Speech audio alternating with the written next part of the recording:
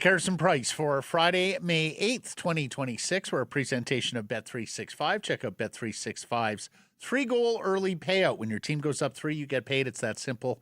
Download the app today. Must be 19 plus to play. Please play responsibly. Matt Sakaris alongside Blake Price. World log rolling champion Mike Rogerson hitting switches and conducting things with intern Elijah Ford, who's setting up in studio over here today. Normally he's in the back room, but he wants a first-hand look here. Osmosis wants to gain the genius just by proximity. Like you have. That's exactly what I tell people. What's it like working with Blake Price? Well, I'm just lucky that his genius via osmosis has rubbed off on me. It's you that says it, not me. Right. Okay, poll question. I was going to ask you about your weekend and what you got planned, but hey, we're just going to move right along. Yeah, let's do it. Oh, I also wanted to. I'm not sure I've done this yet. I wanted to make note of the patch I have on the back of my laptop here. That is the Jim Robson Memorial Tribute patch that the Vancouver Canadians have been wearing on their uniforms this year. You remember they got permission a few games into the season from Major League Baseball, Minor League Baseball, the Toronto Blue Jays to honor Jim Robson with a patch on the uniform all year. Of course, Jim, longtime voice of baseball here in Vancouver. We lost him in January, and I was lucky enough to secure one. So we're going to put there on the laptop as a tribute to Mr. Robson for his contributions to our industry over an incredible life lived. Very nice touch. Okay, daily poll question. Who do you want as Canucks GM, Evan Gold or Ryan Johnson? And then there were 2. Elliot Friedman reporting that the Canucks have narrowed their choice down to Boston Bruins general manager Evan Gold, or assistant general manager Evan Gold, or in-house assistant general manager Ryan Johnson. Johnson, of course, has been with the organization for 14 years. He initially got hired in the Mike Gillis era before getting promoted in the Trevor Linden, Jim Benning era. Typically, when you have a hockey executive that's the choice of a given administration, they tend to move on when administrations change, or at least they tend to move on if multiple administrations change. That has not been the case, of course, with Ryan Johnson. He not only survived into the Jim Rutherford, Patrick Allvin regime, but he got promoted yet again. Seemed Rutherford quite like the cut of RJ's jib. And, of course, last year, his AHL team, the team that he manages, the Abbotsford Canucks, were Calder Cup champions. So we've known Ryan Johnson for a long time. Of course, played some games here for the Vancouver Canucks before moving into management. And on the other side of the equation, Blake, is an AGM from Boston. Tried that before here as well. A guy we don't know a whole lot about. No, and there's a lot of labels being thrown out about Evan Gold. I think he was initially labeled as an analytics guy. So people say, no, he's more of a cap guy that has an openness to numbers. Then I had somebody correct me on that and say, no. He is an analytics guy through and through. This is a number cruncher that also knows about the cap. So clearly both of those are his strong suits, and really those are 2 very good pieces of the pie to own. We've already talked about it this week, how with the cap rising as dramatically as it has the last couple of years, the cap game is changing. It doesn't mean that the capology is thrown out entirely. It just means it's changing. And again, those at the forefront will find the best way to jimmy the system for their own benefit. So a smart guy like that, it's beneficial. It has an aroma of Lawrence Gilman to it, Evan Gold does. Yep. I mean that in a complimentary way, which makes you wonder why Lawrence was never really invited to this party to even interview. But a lot of the same skill sets, it appears, not knowing Caleb intimately. But then there's the devil you know in Ryan Johnson, who's not, according to everybody you speak to, not put a foot wrong.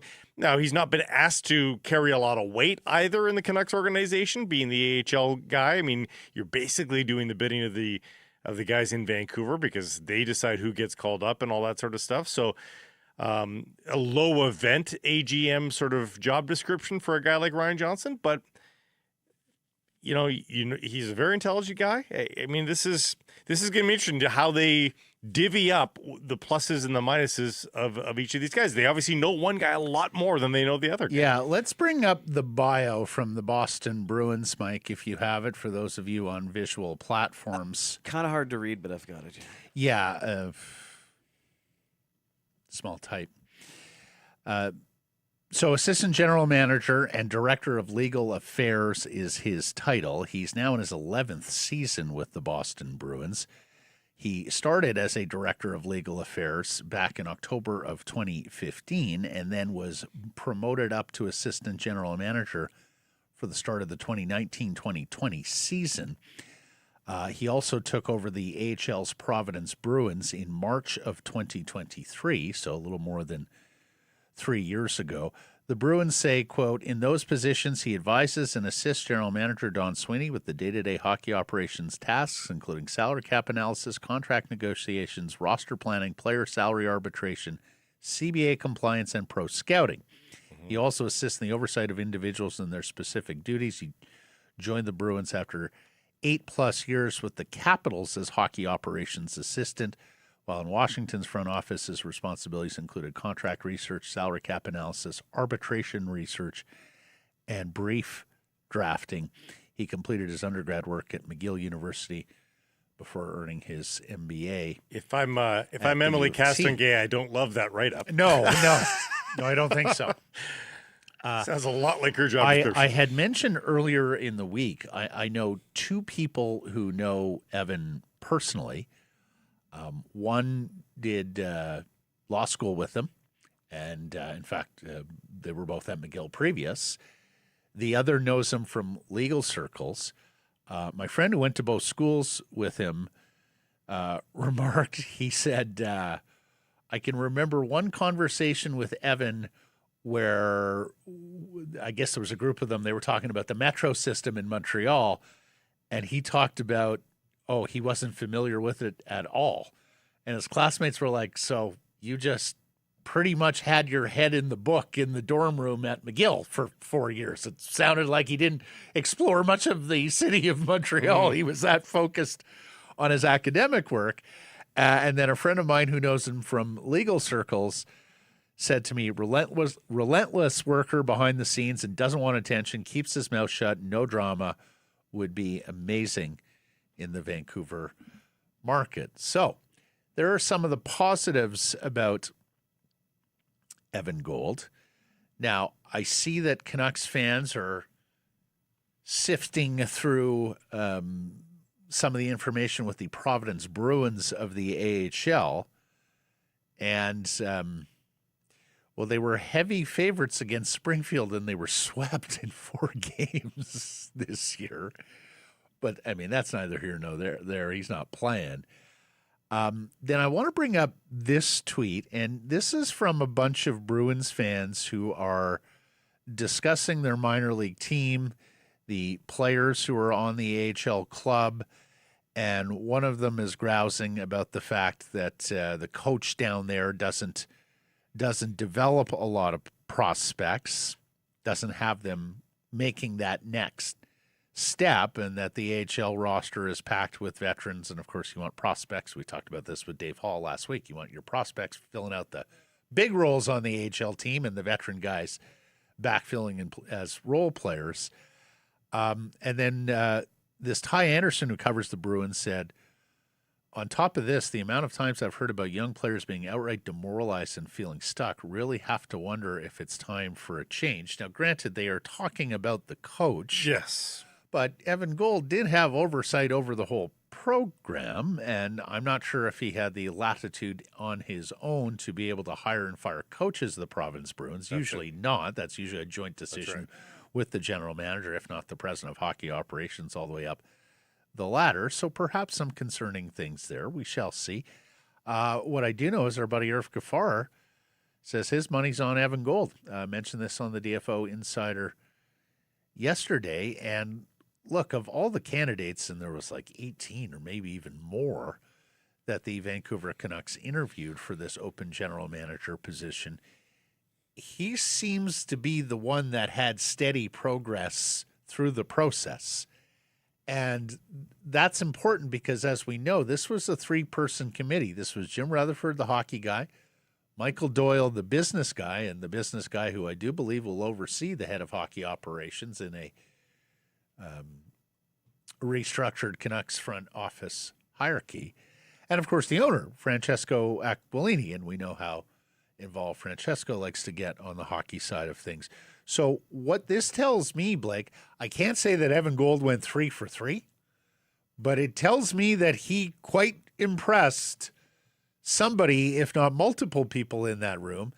And given that Jim Rutherford is taking a step back, moving back to Raleigh, and will be a team consultant with no real authority anymore, that tells me it was probably Doyle, Aquilini, or both that really helped propel the Evan Gold candidacy. Fair? Yeah. I mean, I think this is a guy that smart people would like.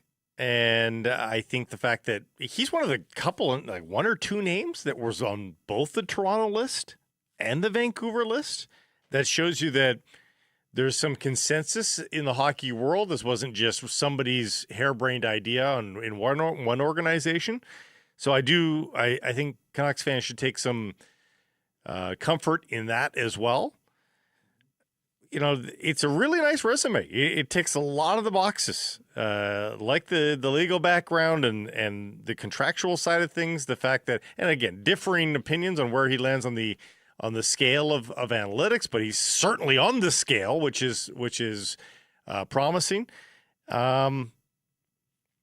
Yeah, I mean, you don't know until you know. I asked an NHL executive I know about all of the lesser-known AGM interviewees here. Mm-hmm. So not about the Kevin Adams, the Pierre Dorians, guys who there's a book out there.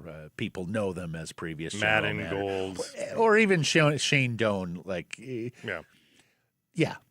Guys like Scott White, and Ryan Martin, and Evan Gold, Jamie Langenbrunner, Brett Peterson, like that whole lot of Patrick Burke, that whole lot of candidates that, let's face it, are not, huge names. Medium length resumes. Right. Yes. Or even long resumes, but just not necessarily all that mid-level, known at the public level. And my NHL executive said to me, for the most part, none of them are ready to be a GM, but he thought Evan Gold was the most ready of the unreadies to take the next step and be an NHL GM. He thought there would be certain things that Evan Gold would have to learn on the fly, but that he had served an appropriate apprenticeship, had run a team, and for some, running a team, even if it is at the HL level, is critical in the training for being an NHL GM, because if you haven't run a team before, then that is quite a big lift, especially in the early days. And that he was more than capable, even if there might be a little bit of the learning curve and some speed bumps as he learned the job from the chair. Understandable. That's something I'm willing to put up with. It's going to be a long road for the Vancouver Canucks through this rebuild. This whole search has reminded me a little bit of, remember about 5 years ago, like bunch of new coaches entered the chat. You know, like the NHL team sort of made what looked like a concerted effort to say, we're done with the old blood. We're bringing in new blood. Sort of seems like that's coming to pass here at the managerial level. You know, guys like Dorian and Chiarelli and Treliving are on the sidelines going, I think this might be it for us here probably. But who knows, maybe it'll shift back and the old guard will get a second kick at the can. But I mean, overall, I think Canucks fans are going to feel comfortable with the finalists if this is indeed a two-horse race, and it sounds more and more like it is a two-horse race. But I think Canucks fans, with and they have themselves to thank by all accounts with the Dorian stuff.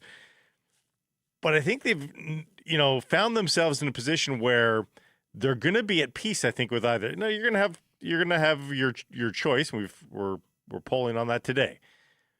But I don't think there's going to be a demonstration outside the arena for either of these guys here. No. And given where this franchise has been the last couple of years, that's a victory. Yeah, well, but on flip side, I'm not sure there's huge enthusiasm either. No, I would like to think there's enthusiasm for Ryan Johnson because we've known him so long and so well, and everybody likes the human being. It's a quality human being.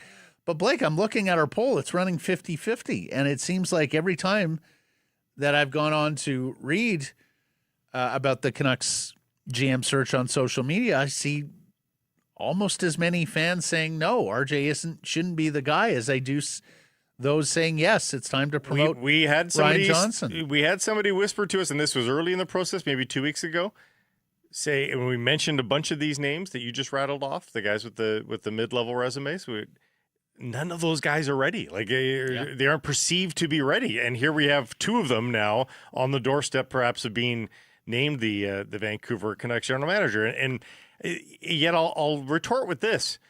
Who of lengthy resume at this level that's right is such an obvious slam dunk choice outside of Mike Gillis maybe, but again, we know the history and stuff there, but there isn't anybody that I think breeds confidence. Well, and I think in part nobody breeds confidence because people here in Vancouver now understand stepping into this job and the challenges above the general manager as much as below the general manager. Can we bring the Cam Robinson tweet up here, Mike, for a second? Here's Cam. He'll join us on next week on Evan Gold. Clearly a smart guy. People around the league think highly of him. But for where the Canucks are at right now, I'm not sure cap management is the superpower they need leading the way, and that's fair. I mean, the cap's going up $8.5 million. Finding players, creating an identity, rebuilding that dressing room, getting ownership management, scouting, development, and analytics all pulling in the same direction. The importance of managing the cap will only really come after those things are achieved. And he's not wrong. Basically, getting organizational alignment and keeping organizational discipline through the rebuild, I think, are the big challenges that await this new general manager.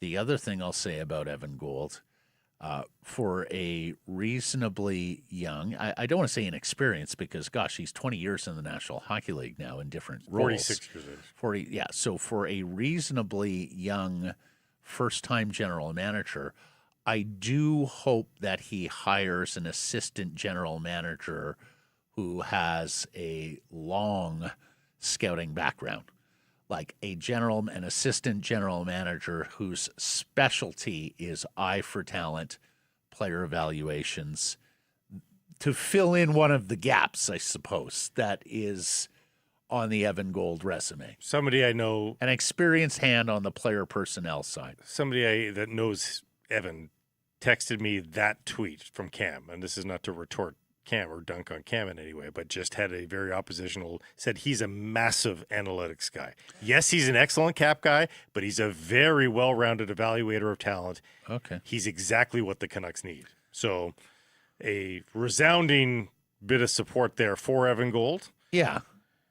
I mean, he just hasn't made the final call on players yet. No. And so I said, you don't know until you know. Like all these guys that haven't sat in the chair, you can't say definitively they're going to be great because they haven't done it yet. It's a leap of faith here. So on Ryan Johnson, here's what I'll say. So the narrative that is out there that Jim Rutherford had a succession plan and that Ryan Johnson would move into the general manager's chair vacated by Patrick Alvin, that they loved RJ. John Shannon told us a few weeks ago they gave Ryan Johnson a very handsome and long-term contract, 4-year deal to lock him in because they saw him as future managerial material on his way up in the organization. That Rutherford very much endorsed the candidacy of Ryan Johnson, and Francesco Aquilini said no. So I think it's one of two things here with regards to Ryan Johnson being last person standing. Either it's a facade because the owner was never going to hire him, and so it's pretty much Evan Gold at this point, or it was actually an open-minded, no biases, let's go out and interview a ton of people from across the National Hockey League, get a lot of intel, counterintelligence on our hockey team, on our franchise, and then make the decision. And if they were basically out there interviewing all of these people with the hopes that one stood out and was head and shoulders a better choice than Ryan Johnson, and Evan Gold is either that guy or the closest facsimile, I wouldn't be surprised if Ryan Johnson is hired as general manager. I think for the most part, this has been good process on the part of the Canucks. We wanted them to conduct a thorough search because they hadn't done that with the last two general managers. Well, not with Linden, more so with Benning, but certainly not to the extent of these last couple of weeks.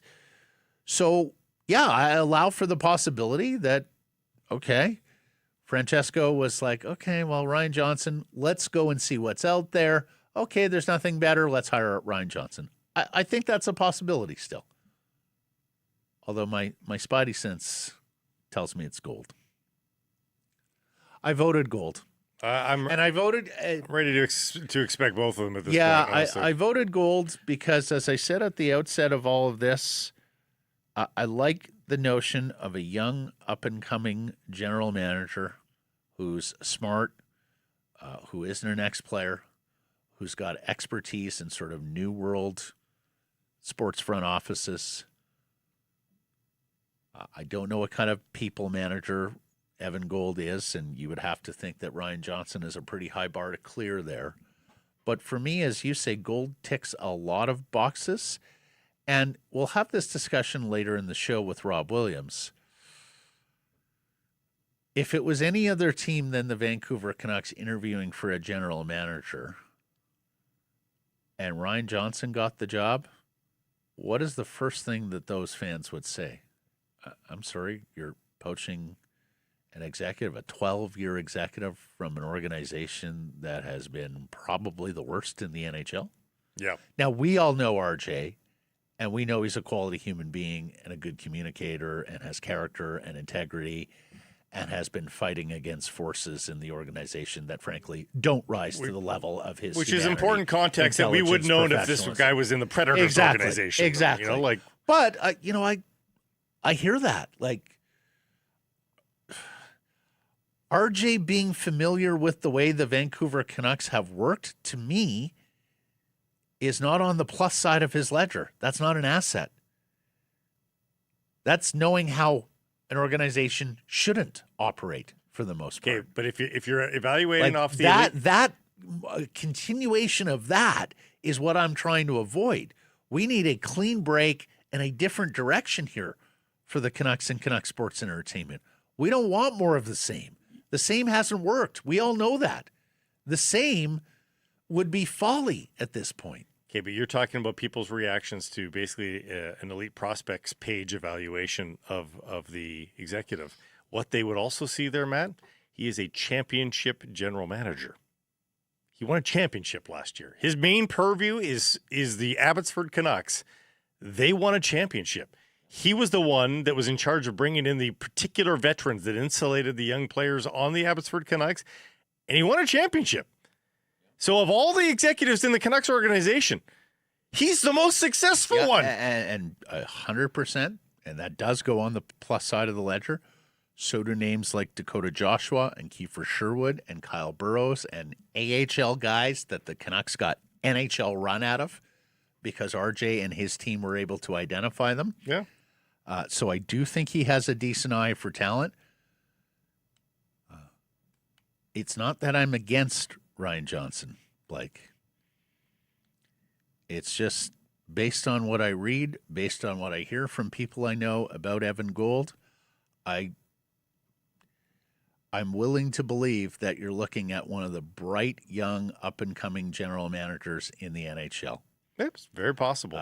Someone who could follow in a Dubas or a Tulski sort of arc. Okay, so a lot of people have written this one in. It's both. If the redundancies of Emily Castonguay and Evan Gould are as obvious to them as they seem to be to us on the written page, does Emily have to part ways and they bring both of these guys in for the balance and expertise of both of them? Well, as I told you, I wasn't bullish on Emily Castonguay's future with the Canucks regardless because I think that has been a weaker department. And I think any new GM probably would have is likely to make a change there. So for those wondering what I'm meaning, Evan Gould's the GM. Ryan Johnson is an AGM, but now at the National Hockey League level exclusively. Right. And with that eye for talent and scouting background that we talked about. Like the idea. I don't know how RJ would feel about being passed over and having to work for the new boss that you finished runner-up to in the GM search. It may be a pride thing where he just... It is a half a rung up the ladder. Or it could be, unfailingly loyal, and I'm here and willing to... And this is a step further. Like now, if he did that move and got to the Vancouver Canucks organization exclusively, Matt, the next general manager's availability, maybe not next year, but maybe 2 years from now, when he's actually been around the league now he's a legitimate candidate league-wide because he's had that experience as well. It's good. It would be a good career move for him still to do that, I think. Yeah. If he's asking me, I don't think he will be. No, I don't think he will be. But, as I've said here at the beginning of this process, I am quite skeptical of the ex-player graduating into team general manager pathway these days. These are multi-million dollar organizations. They are now inclined to be into fields like sports science and law, right, and math and analytics and the sorts of things that aren't typical in the pathway and development of a professional hockey player. Some are, don't get me wrong, like some go to school and study big subjects in the NCAA, but hockey players tend to be yanked out of school at 16 years old, put on junior hockey buses. And for me, that stunts their development as a human being as much as it does anything else. Gould, to me, has a little bit more life experience, if you will. Like living and studying in Montreal, then the same in Toronto, then down in Washington with the Capitals where you're an assistant, then over to Boston where you're moving your way up the ladder. Like, I look around the National Hockey League and I look at who's running teams and I look at who's having success and guys like Bill Zito and Julian Brisebois down in Tampa. And I do think this is a more preferred model going forward than just, you played hockey and now you got into scouting or something else hockey-related in your post-playing career, and so you're on a trajectory to sit in a general manager's chair.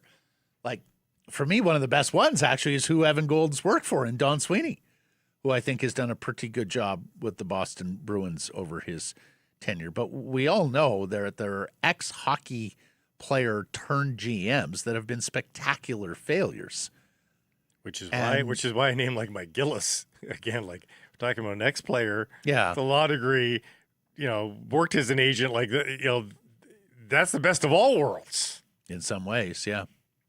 All right, so you can cast your vote for Gold or for Johnson. Do so at the Sickerson Price X and YouTube channels. Let's get to our top story, brought to you by Yellow Dog Brewing, Neighborhood Brewing, Foolish Winery. And it's just dawning on me, Caleb Malhotra would not be old enough to consume any of them. It's true. But he does consider Vancouver home. He cheers for the Canucks, or at least mostly for the Canucks. And he thinks it would be, quote, really cool to get drafted here, even if he acknowledges it would be, quote, weird that his dad is in the organization as a minor league coach.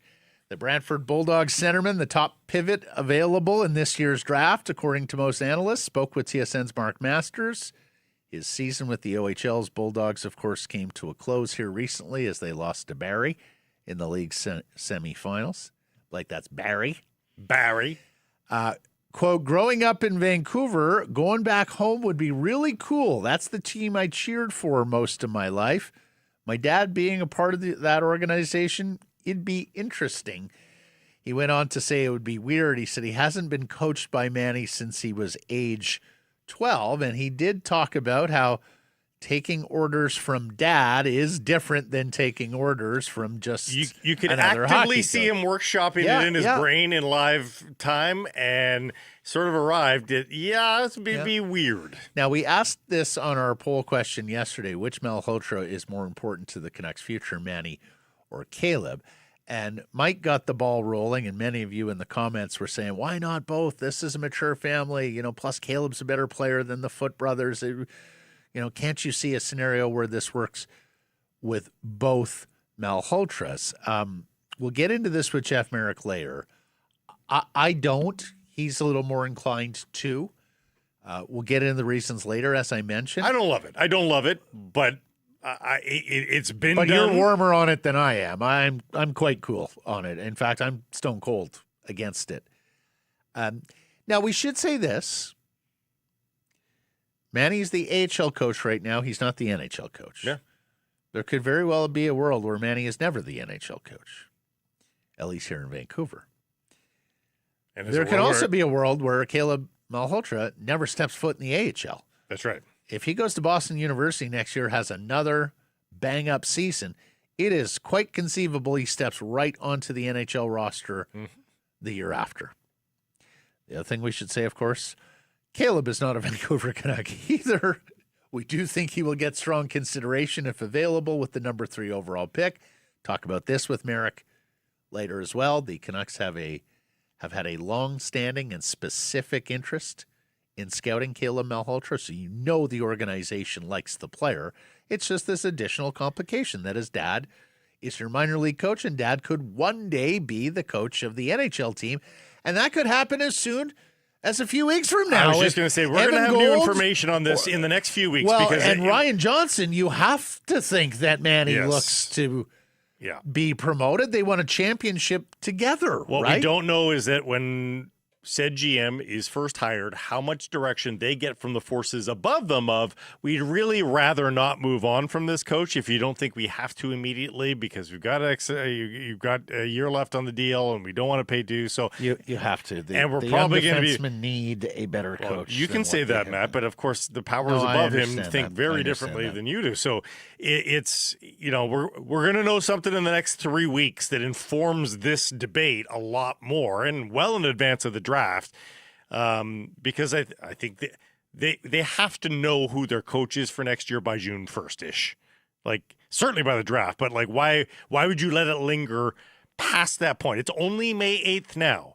You're going to announce your GM presumably by May 15th. For the courtesy of Adam Foote, for the courtesy of everybody, and to get ahead of everybody else, like you got to know who you're coaching or who's coaching by June 1st. So not long. On his meteoric rise up draft boards this season, Caleb said, quote, I made a name for myself. I still got a ways to go, but I did exactly what I wanted. On dealing with the pressure of a draft year, he said, I kind of let it fuel me. Playing bigger games, that's when I play better. So just fantastic answers there. And I mean, you hear that and you just hear chip off the old block, right? Like Manny just had such thoughtful answers when you would go to him in the dressing room before or after games. It was 29 goals and 55 assists for 84 points in 67 regular season games for Caleb. But he then cranked it up in the playoffs, as he says, 26 points in 15 contests. He was a goal a game as Brantford made their way to Game 7 of the OHL's Eastern Conference Finals.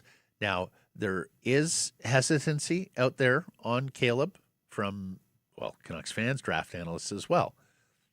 Some don't think he has the separating athletic gifts to be a true number one center in the NHL world. They think he could top out as a number two center in the AHL. And of course, the Vancouver Canucks have a prospect like that already in Braden Coots. Some just are skeptical of a single season heater alongside a very talented roster in Brantford for a guy who was playing and playing well, but not dominating the BCHL the previous year. That if the length of the road and quality at every stops from 15 to 18 matter to you, Caleb Malhotra does not tick the boxes of other prospects that would be available at third overall. Keep in mind, last year in the BCHL, we hadn't quite seen the siphoning off of players yet to the NCAA like we did this past year. And he was but that also applies to the OHL too, right? Like that's applied to all of junior hockey. All of junior hockey was worse this year. But I'm saying BCHL last year was still a pretty high level of hockey, and he was a 16-year-old. I'm not too down best junior on A league in the country, but junior A. I did love the fact he talked about his shot improving so much this year. Yep. We saw that on a couple of these playoff goals already. And so what I think if his shot is improved, maybe that is one of his separating skills. And it also makes me think this is a kid dedicated to being better. If he applies that to skating, say this offseason, and says, I'm going to be a better skater next year for sure, are we talking about a kid that just brings his level up? Like, does he get to think about Bo Horvat? Like, Bo Horvat was a jack of all trades, master of none when he was drafted. Bo Horvat's had a very nice career as a 1B center. Hey. I am all for the self-motivated athlete who just year after year improves on his game, improves facets of his game, and just keeps getting better as you're going along. I mean, I just hear it all the time on the football field. If you're not getting better, you're getting worse. There are a few centers that have this thing. I talk about Ryan Nugent-Hopkins. What's the separating skill of Ryan Nugent-Hopkins? Don't know that he has one, but he's just very good. And he's a 1,000-point player. He's cracked 100 points in his career. Like, you can use these guys. Yeah, the shot and getting stronger, spending time in the weight room. That's what Caleb credited for the big jump that he took this year. He's off to Boston University, as we talked about to play next season. That's a very good program. In fact, Tynan Lawrence, the other centerman, top-rated centerman in this year's crop, is already at Boston University. He jumped over midway through the season. And NCAA hockey, needless to say, will be another significant jump for Caleb Malhotra next season based on, well, it's just a better league to begin with because it's older players. But, of course, now you're getting all these top 18, 19-year-old CHL players who have the ability to earn some extra money via name, imaging, and license funds in these bigger NCAA programs that have benefactors and philanthropists who provide money to these student athletes. Caleb's going to make it a little bit of dough next year. If he gets to be the number 3 pick, especially, right? The acclaim that comes with that. Yeah, although I was golfing recently with the dad of NCAA hockey players who told me if you are Canadian, in order to collect some of that money, you have to perform work, but you have to perform work on your side of the border because you're not allowed to in the U.S. because of the student visa and the way it works. So basically that happens in the off season. They run hockey camps or things like that and perform some sort of service, and that's where the NIL money gets transferred. Anyways, let's get a yellow dog here on a Friday. Well, speaking of hockey players, Brock Besser, you can bet he wants to have a big summer. I'm going to bet that they had some of these beers at the wedding last week. It's true. Brock's beer. He's had a big summer already.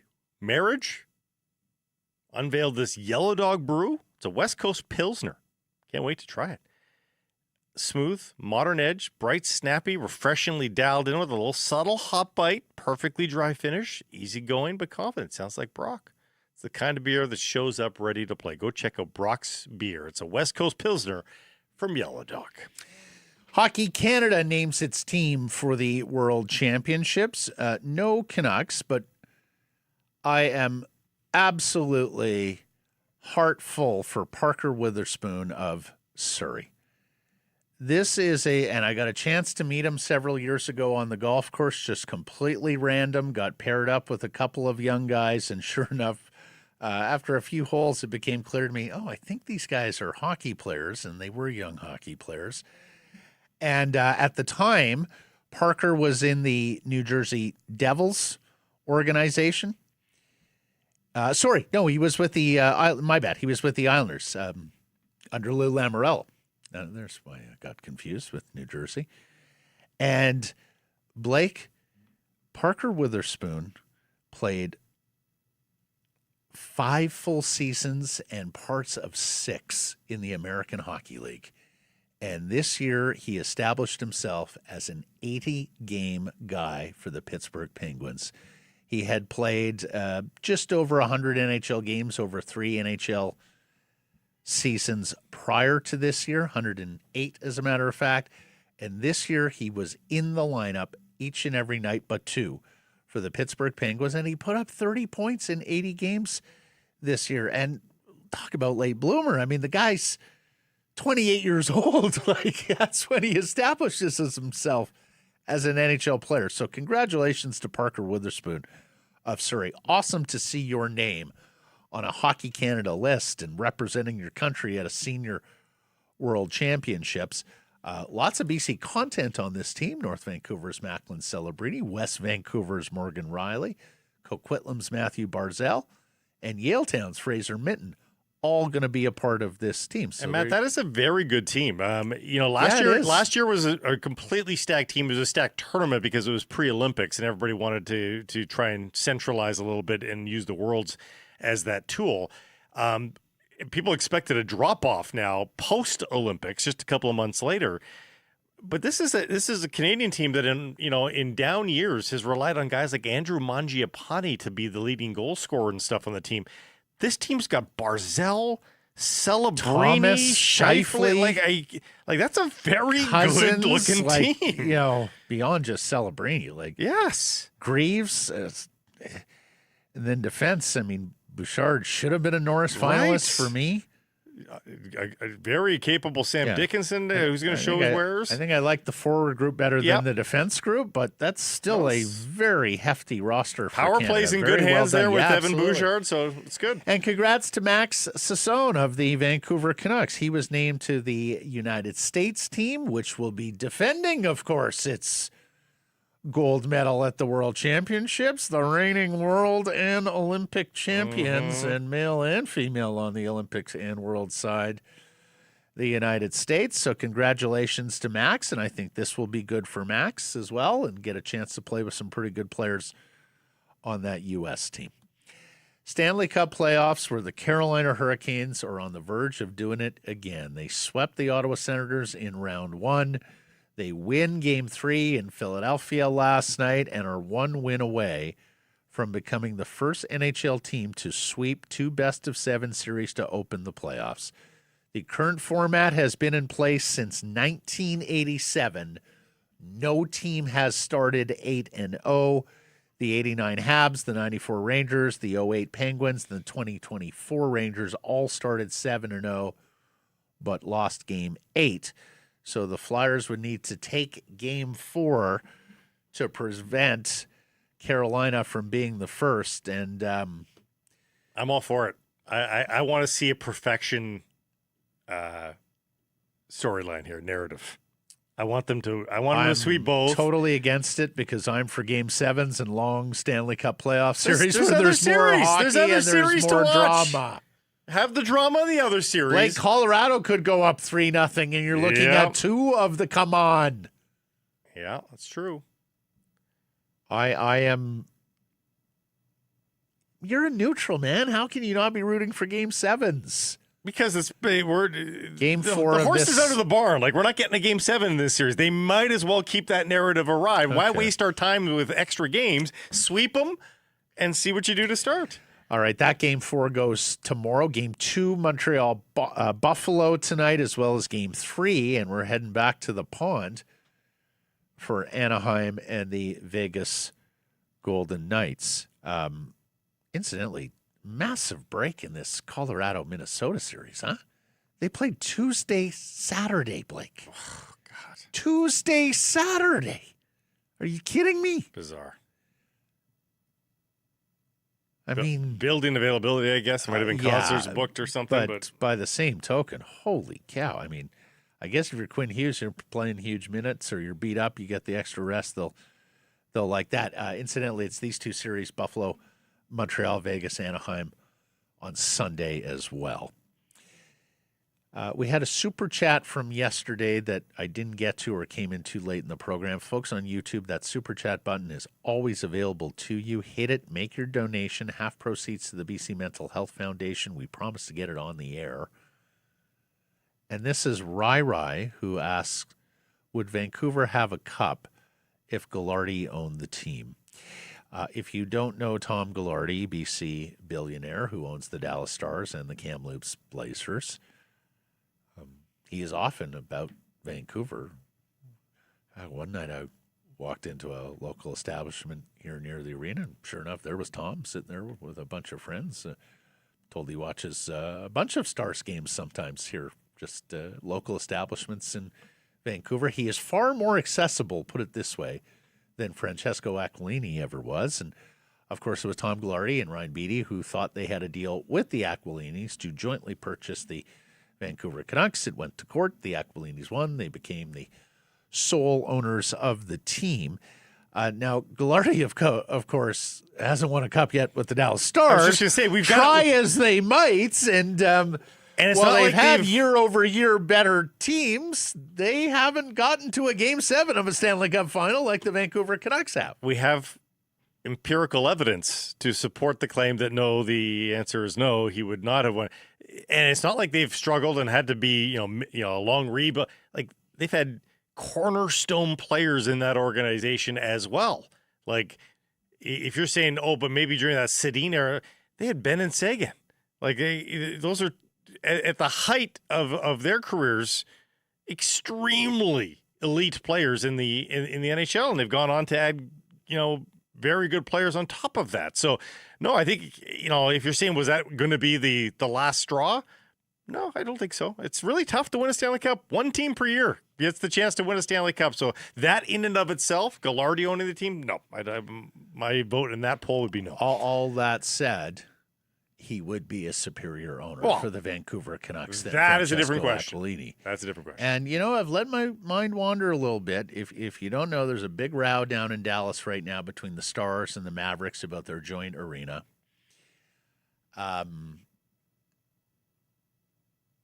If it's getting a little too much for Tom, you know what? Made a lot of money on the Stars. It's not my hometown. We've done good here. I can leave it in a good place. If the Mavericks and the Mavericks owners are filthy rich, like casino Vegas operators, if they want to buy me out or someone wants to come along, buy out the Stars, I do wonder if there is a day where Tom Ghilardi takes another run at Vancouver Canucks ownership. I think it's pretty clear that his heart is in British Columbia, that the Canucks were his team before he bought the Dallas Stars, and I do wonder whether it's a fait accompli or if there is a day where Ghilardi gets back into the conversation about ownership of the Canucks and Rogers Arena. All right, let's get to our menu today, brought to you by Greta. As always, a fantastic spot to pregame or postgame. You are mere steps from the arena or stadium, and it is also a fantastic venue for your next private party, whether that's a workplace outing, whether that's a family reunion, team party. Check out Greta, a private riser at the back, surrounded by screens, own private bar. You have the arcade, and everybody loves the arcade at Greta, plus an approachable menu of street food. Try the tacos. They're absolutely delicious. For more info to book your event, go to gretabar.com. Greta, 50 West Cordova. Let the games begin. We'll talk to Jeff Merrick here A lot of draft with Jeff, who has been the biggest Caleb Malhotra supporter since going back to October. Also talk a little Evan Gold with Jeff as well. Rob Williams will stop by of the Daily Hive. We will talk about Johnson versus Gold. We will talk about the draft. We will talk about Todd Bertuzzi's long beard.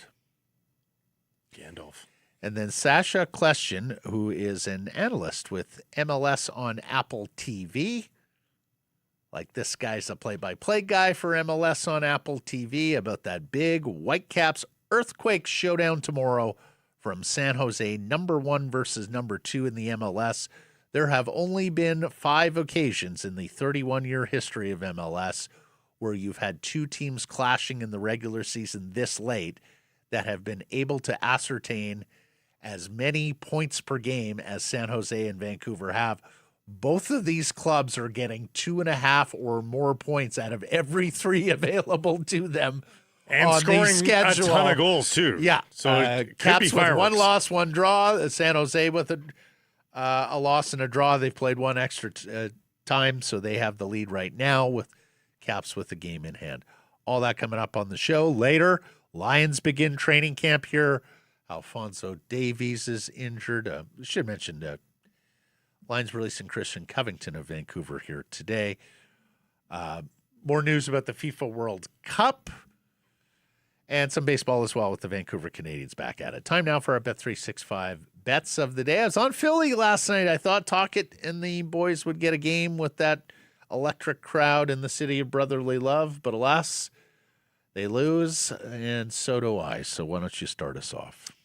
Sure. I had a Porter Martone point, and I got a Porter Martone point. So Thought you had a goal. Nope, I had a point. Revisionist. Nope. Go check the tape. Feel free. I've like this Ducks and Knights series. I think going back to Anaheim now. Anaheim got that split that I knew they could get, but I think they're a little flat-footed as they begin to host the Golden Knights. That is quite a...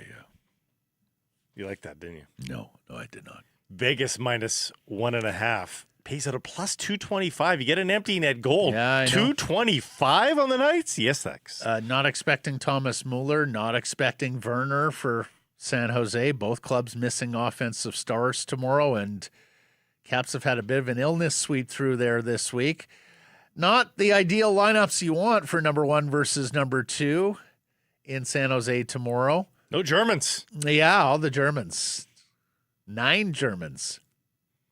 That means no Germans, not 9 Germans. 9. Did you like that? Yeah, I got that. Yes. So going under 2.5 goals, it's paying out at plus 140. Hockey moves fast, and now with 3-goal early payout, there's one less thing you have to wait around for. That's right. If your team goes up 3 goals, Bet365 is going to pay you out right there. It's an official partner of the NHL, and with 3-goal early payout, any point during the game, your team's up 3, they'll pay you out. Bet365. Download the app and see what early payout's all about. Must be 19 or older. Please play responsibly. Jeff Merrick is next.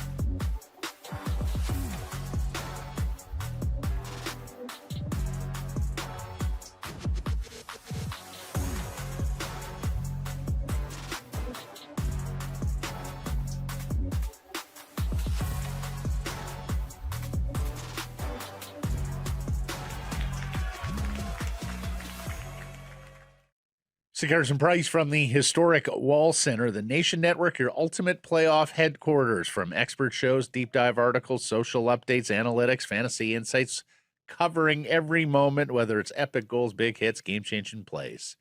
One network, every moment. Tune in to The Sheet with Jeff Merrick each and every weekday for your playoff fix. And the aforementioned host joins us now after he's back from, all his travels. How are you? I'm done now. I'm good. Yeah. I came back from Everett last week, so good time out there. I'm well. It's been an exciting week, hey? It's been a newsy. This has been a gift. This has been everything that happened this week, kind of a protein shake for everybody that does what we do. So, and by the way, I really enjoyed your conversation on the last pod about which Malhotra. And I do love Rogerson coming in with the I don't have an option here.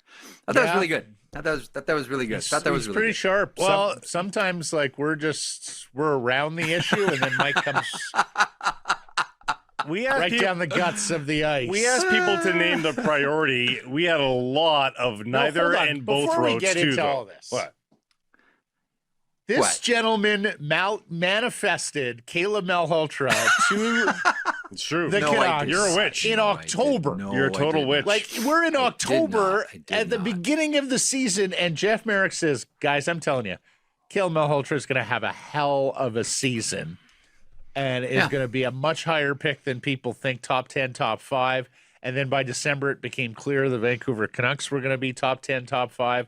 And then Jeff Merrick was like, I'm going to bet that Caleb Malhotra We almost cut you out of the show. We're like, this guy does not know what he's talking about.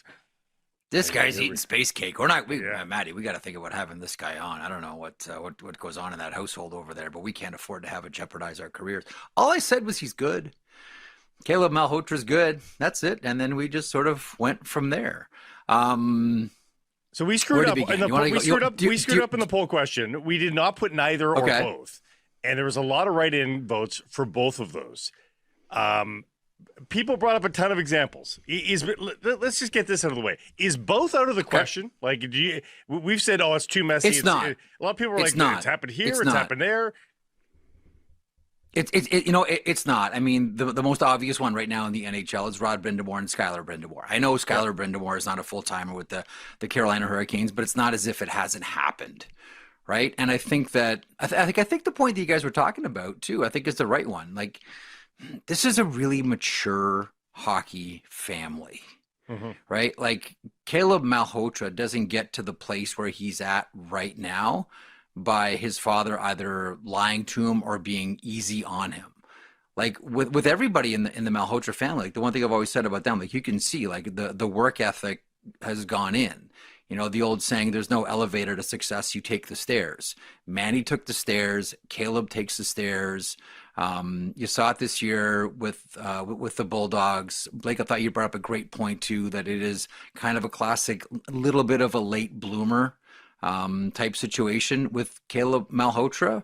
But like, there's no denying what this guy was able to do and distinguish himself on the traveling all-star team that was the Bulldogs, who got eliminated by a very good Barrie Colts team, mind you, a team that had their netminder Ben Harabik standing on his head for the last few games. It was an incredible goaltending performance, but he's there. Like, he's in the top 3 conversation, as we talked about all year. Pat self on the back. So I hate to be the wet blanket here, but it is a Friday. The Canucks are on record as they don't want this dynamic in their room. Oh, the outgoing president is on record. The outgoing president. Well, okay. Yeah. And as Mike said yesterday, there could be different rules for the Malhotras than there is for the Foots. Wouldn't be the first time. Hey, welcome to pro sports. Yeah, You're exactly. a great player. There's different rules.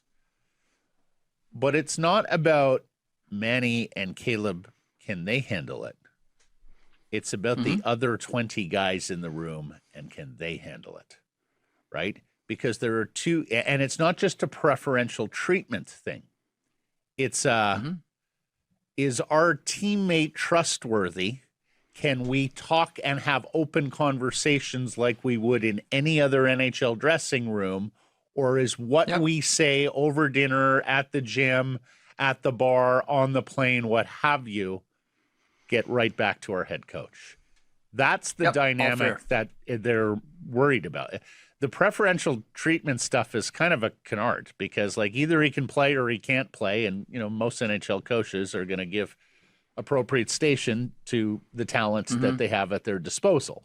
If Caleb's turning the puck over, you think Manny's going to be throwing him out there like left, right, and center? No. Take a seat, son. You're going to play fourth line minutes. But it's the circle of trust in the dressing room, I think, that is of most concern in these scenarios. The interpersonal relationships the dressing room. That's it. It's almost unfair to do that to Caleb. Yeah, for sure.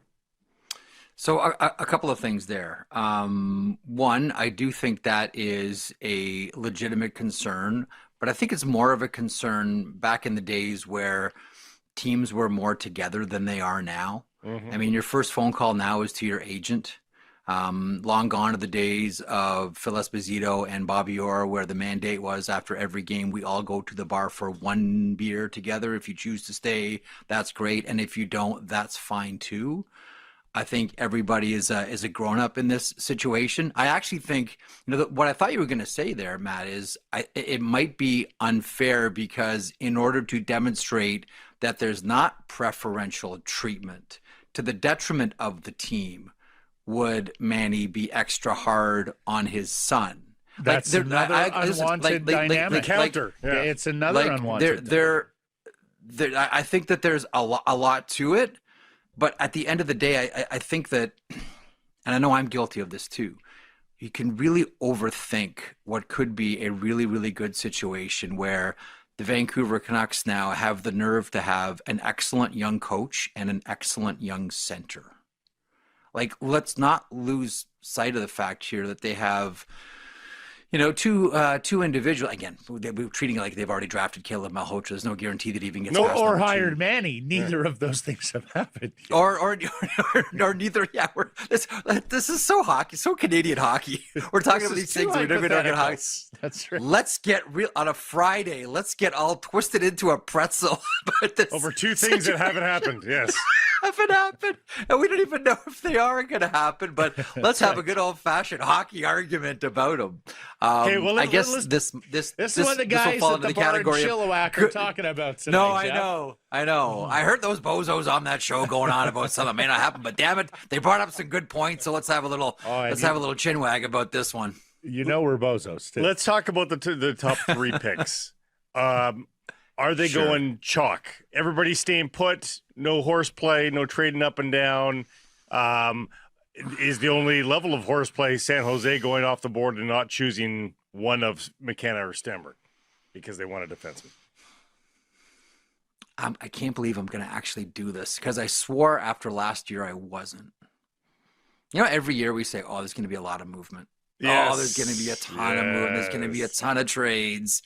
And then never movement in the top 10. What do we see? What do we see?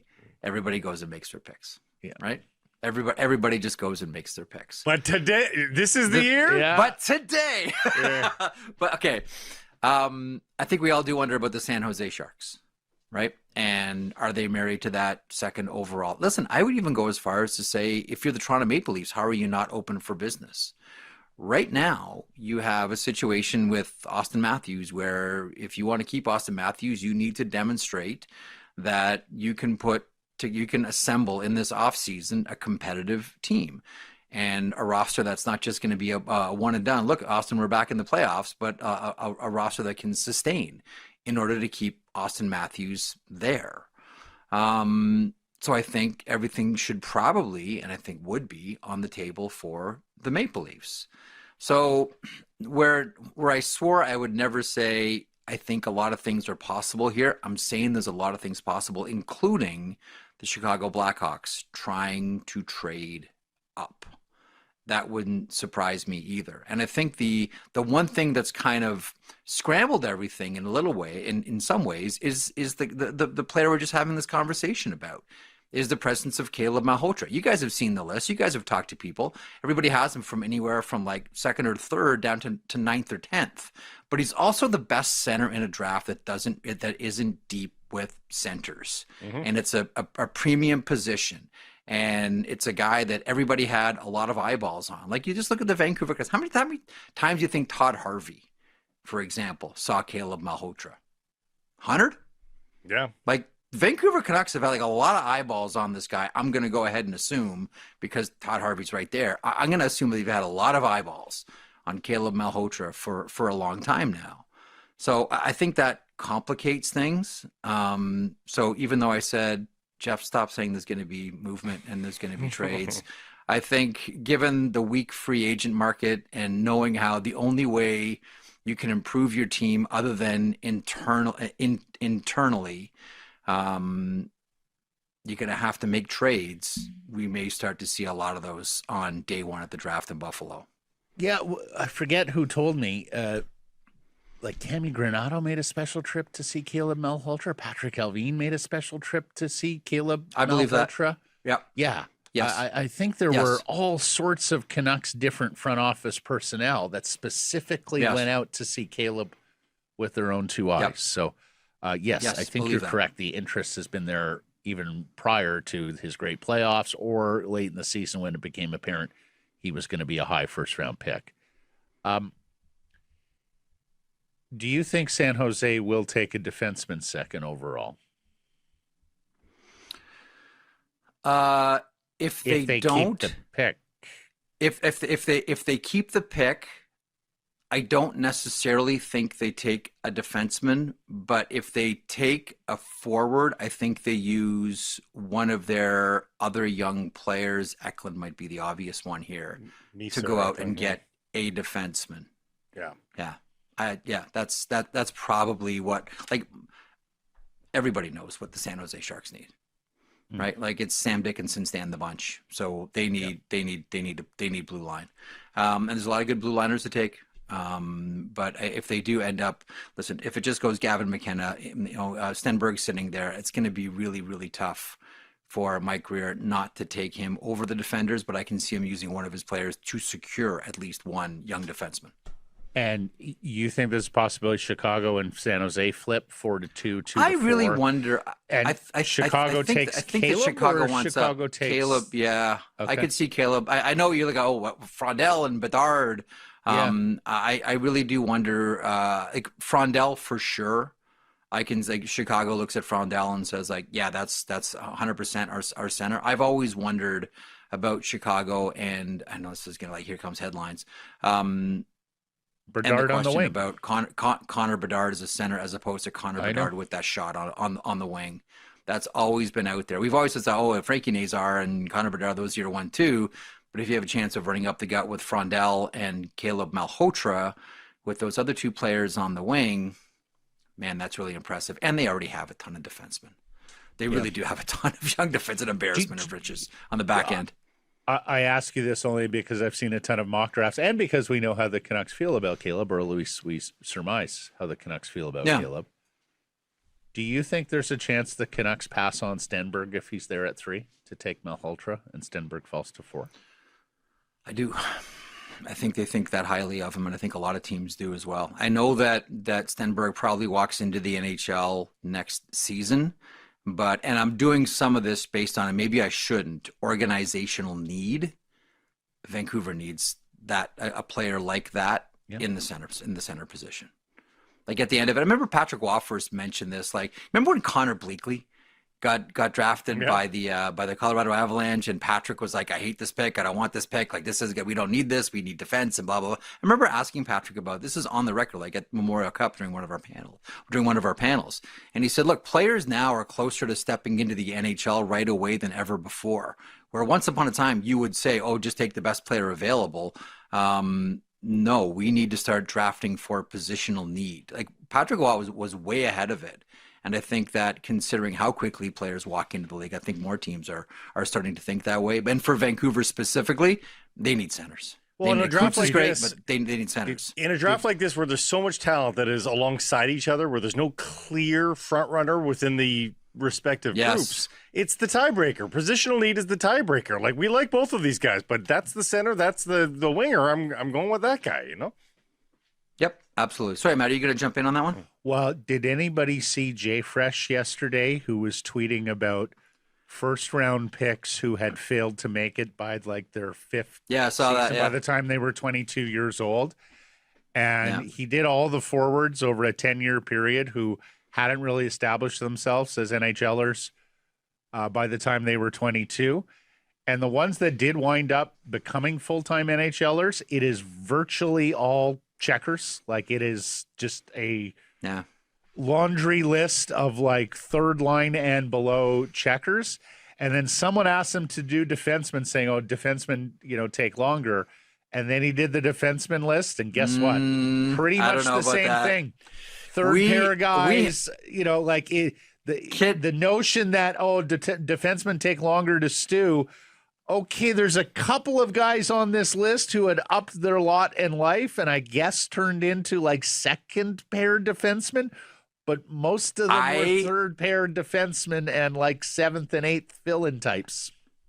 You just made my day. This is something I've stumped about for the longest time.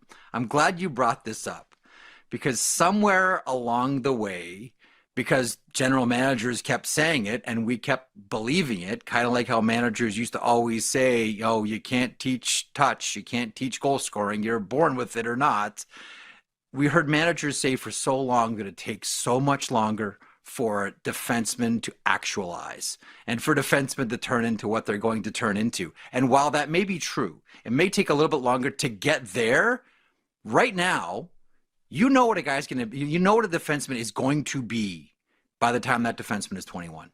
They may not be at that spot yet, but by the time they're 21, ask any highly intelligent team that does this type of research and prognostication. They will tell you, you know what a guy is going to be on the back end by the time he's 21. He might not be there yet, but you have a good idea what they're going to be. We just went along with this idea that we have to wait till they're 25. I mean, how many managers said we're not going to draft a defenseman, we're going to buy them? We're just going to buy D because we're not going to spend all that time investing in them only to see them flop. We're just going to buy them once they actually. We also know that Carolina's not the allowed to take D in the first round. The prime years have changed for players. Like, we used to think prime years means 25 to 30. We now know that's slid back. Mike's got the J Fresh tweet. Here's the list. Well, it's also incorrect what you said. Teddy Bluger was a top 6 center this year.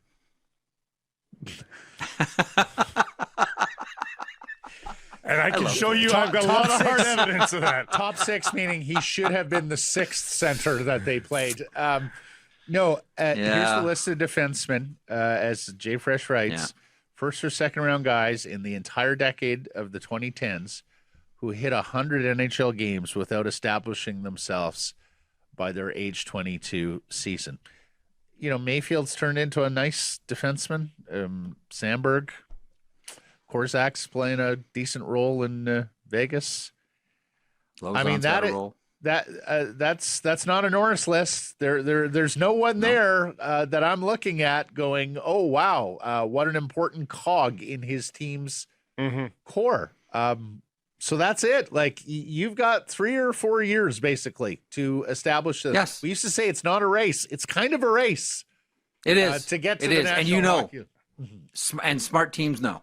And smart teams know what they have by the time the kid's 21 years old. On the forward 100%. List, Ryan Donato got to 31 goals, but Ryan Donato, little Ryan Donato, who was probably discriminated against because of his size, and then somebody who needed scoring gave him a chance, and he put up some points.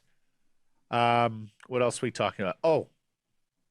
Seems to be a lot of momentum about Evan Gold. I know you don't know him all that much, but you know a little bit about Evan Gold. Drop some nuggets on Gold here. I know people he went to law school with. So do I, actually. He's you know what? One of the things that I do admire about Evan Gold is that he is very open to new ideas. Like, he's not someone that has, like, what it's like. But by the time you're in a position to start interviewing as a general manager, you tend to be at least a little bit set in your beliefs, because you're not really going to interview for the position of a general manager for a significant hockey team unless you've been in and around the league for a number of years. The one thing that I admire about Evan Gold reputationally is he hasn't let the cement harden around his ideas. And I think that's really, really important now, more so than ever, as the game continues to change quicker and quicker and quicker. And I think that when you have that type of philosophy about you, it allows you to act quicker. And I think if you're a team like the Vancouver Canucks, right now you need to be able to react quickly. to the changing marketplace rapidly, and what's available as you redevelop or reload or however you want to describe it, rebuild this team. I think you need to have the ability to change the way you think when the environment around you changes. I think it was the 20th century economist, I can't believe I'm using this as an example, Maynard Keynes, who once said, when the situation changes, I change my mind along with it. What, pray tell, do you do? This is when he was accused of flip-flopping on some economic idea. But the one's always stuck around me. Yeah, when the situation changes, I change my mind along. Like that to me is one of, like, if I'm in a position to ever interview someone for like a position of a general manager, that is what I'm most curious about. Like, what has hardened in your ideas? Like, what are the non-negotiables for you? I mean, everyone's going to have them. But I want someone who, hasn't filled up their cup yet, right? The overflowing cup. I don't want that. I want someone who, still has room to entertain different ideas as the game still changes. And I think Evan Gold is like that.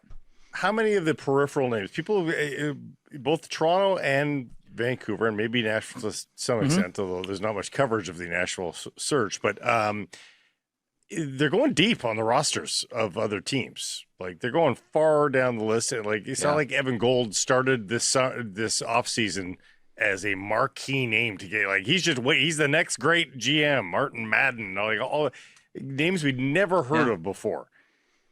Just good process. You're just getting ideas. Which is more true? That's a risky take, or that's mining every corner to find gold? I think it's mining every corner to find gold. Why would you not? Here's your free chance to interview as many people as possible to try to figure out A, what they're all about and if they're a fit for your organization, but B, find out how other people think. Why would you artificially narrow a GM search to 3 or 4 people? Cast it. Look at what Nashville's doing. Now, Nashville's unique because it's a new ownership group, and there's an element of like learning the landscape. So I understand that. But if you're any other team, why wouldn't you do the same thing? Why would you not want to break? Put it this way. I was really glad to find out that Vancouver, just knowing all the acrimony between the organization and the father here, I was really happy to see that the Vancouver Canucks interviewed Patrick Burke. Now, Patrick Burke makes a lot of sense. I've always felt that it's a smart idea as a league to have someone who has previously had ties to the NHL in some respect. Not that you're going to get any sort of favoritism, but at least like how the league works. And I think it's important for every organization to understand how the league works. And I think that's why somewhere down the road, someone is going to hire Patrick Burke. I don't know if it's a GM position or an AGM position, because one of the skill sets that he has is he knows how all of this works at the league level. That's valuable for a team. And I was glad to see that Vancouver parked the animosity that they have for Big Berkey and still brought in Little Berkey for an interview. I've always looked at it in sort of like Timothy Leary, like everybody holds a piece of the puzzle, right? No one's got it all figured out. Why would you not want to talk to everybody? Why would you not want to talk to as many people as possible so you can learn how everybody else is thinking out there? I know everybody talks and everyone has conversations, but in a formal setting, like a manager interview, why would you limit yourself? This is free information. Why would you not want that?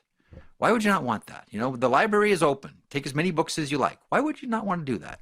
So I really do like that Vancouver's doing it this way. I really do. By the way, can I just throw in, if the Carolina Hurricanes continue this run, and man, do they ever look like a machine, I really wonder about Tyler Dellow.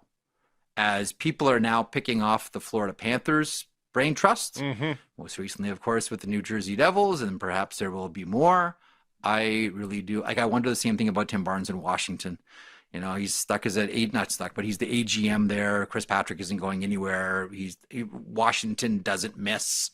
And a lot of that is Ross Mahoney too, but like Washington doesn't. And there's another name too, Ross Mahoney. I wonder, as teams are successful, other teams try to, instead of making their own, just grab someone from that organization. I really do wonder about Delaware. Hasn't been many down years for the Hurricanes, right? So consistent. No. Yep. I really liked you dropped a John Maynard Keynes. Reference on this show. Keynesian I'm the economics, worst. the father of Don't macro bring me back. economics. Okay. Don't bring me back. That was a great bit of nap time in university for me. Awful, yeah. So, okay, Smarty Pants, we've gotten to the Easter egg. We'll see how you do here. Oh, it's about 20th century economists? No, believe it or not. John Maynard Keynes, and I'm tapped out. Okay, very good. 21st century idea. Wait, Oh, was there Adam we got Smith you. the Okay, 20th there you century? Read is good, Blake. Machiavelli right now instead. We're going to change. Better to be feared than loved. Better to be feared than loved, yes. So I'm watching Buffalo, and I say to myself, holy crap, did they have a whole lot of first-round picks on the ice? And I'm watching Montreal, and I'm thinking to myself, holy crap, did they have a lot of first-round picks on the ice? So Sabres-Habs, game 1.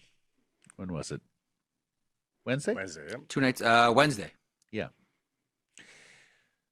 36 skaters on the ice. 18 aside. How many are first-round picks? 20. Closest to without going over, I'm going 20.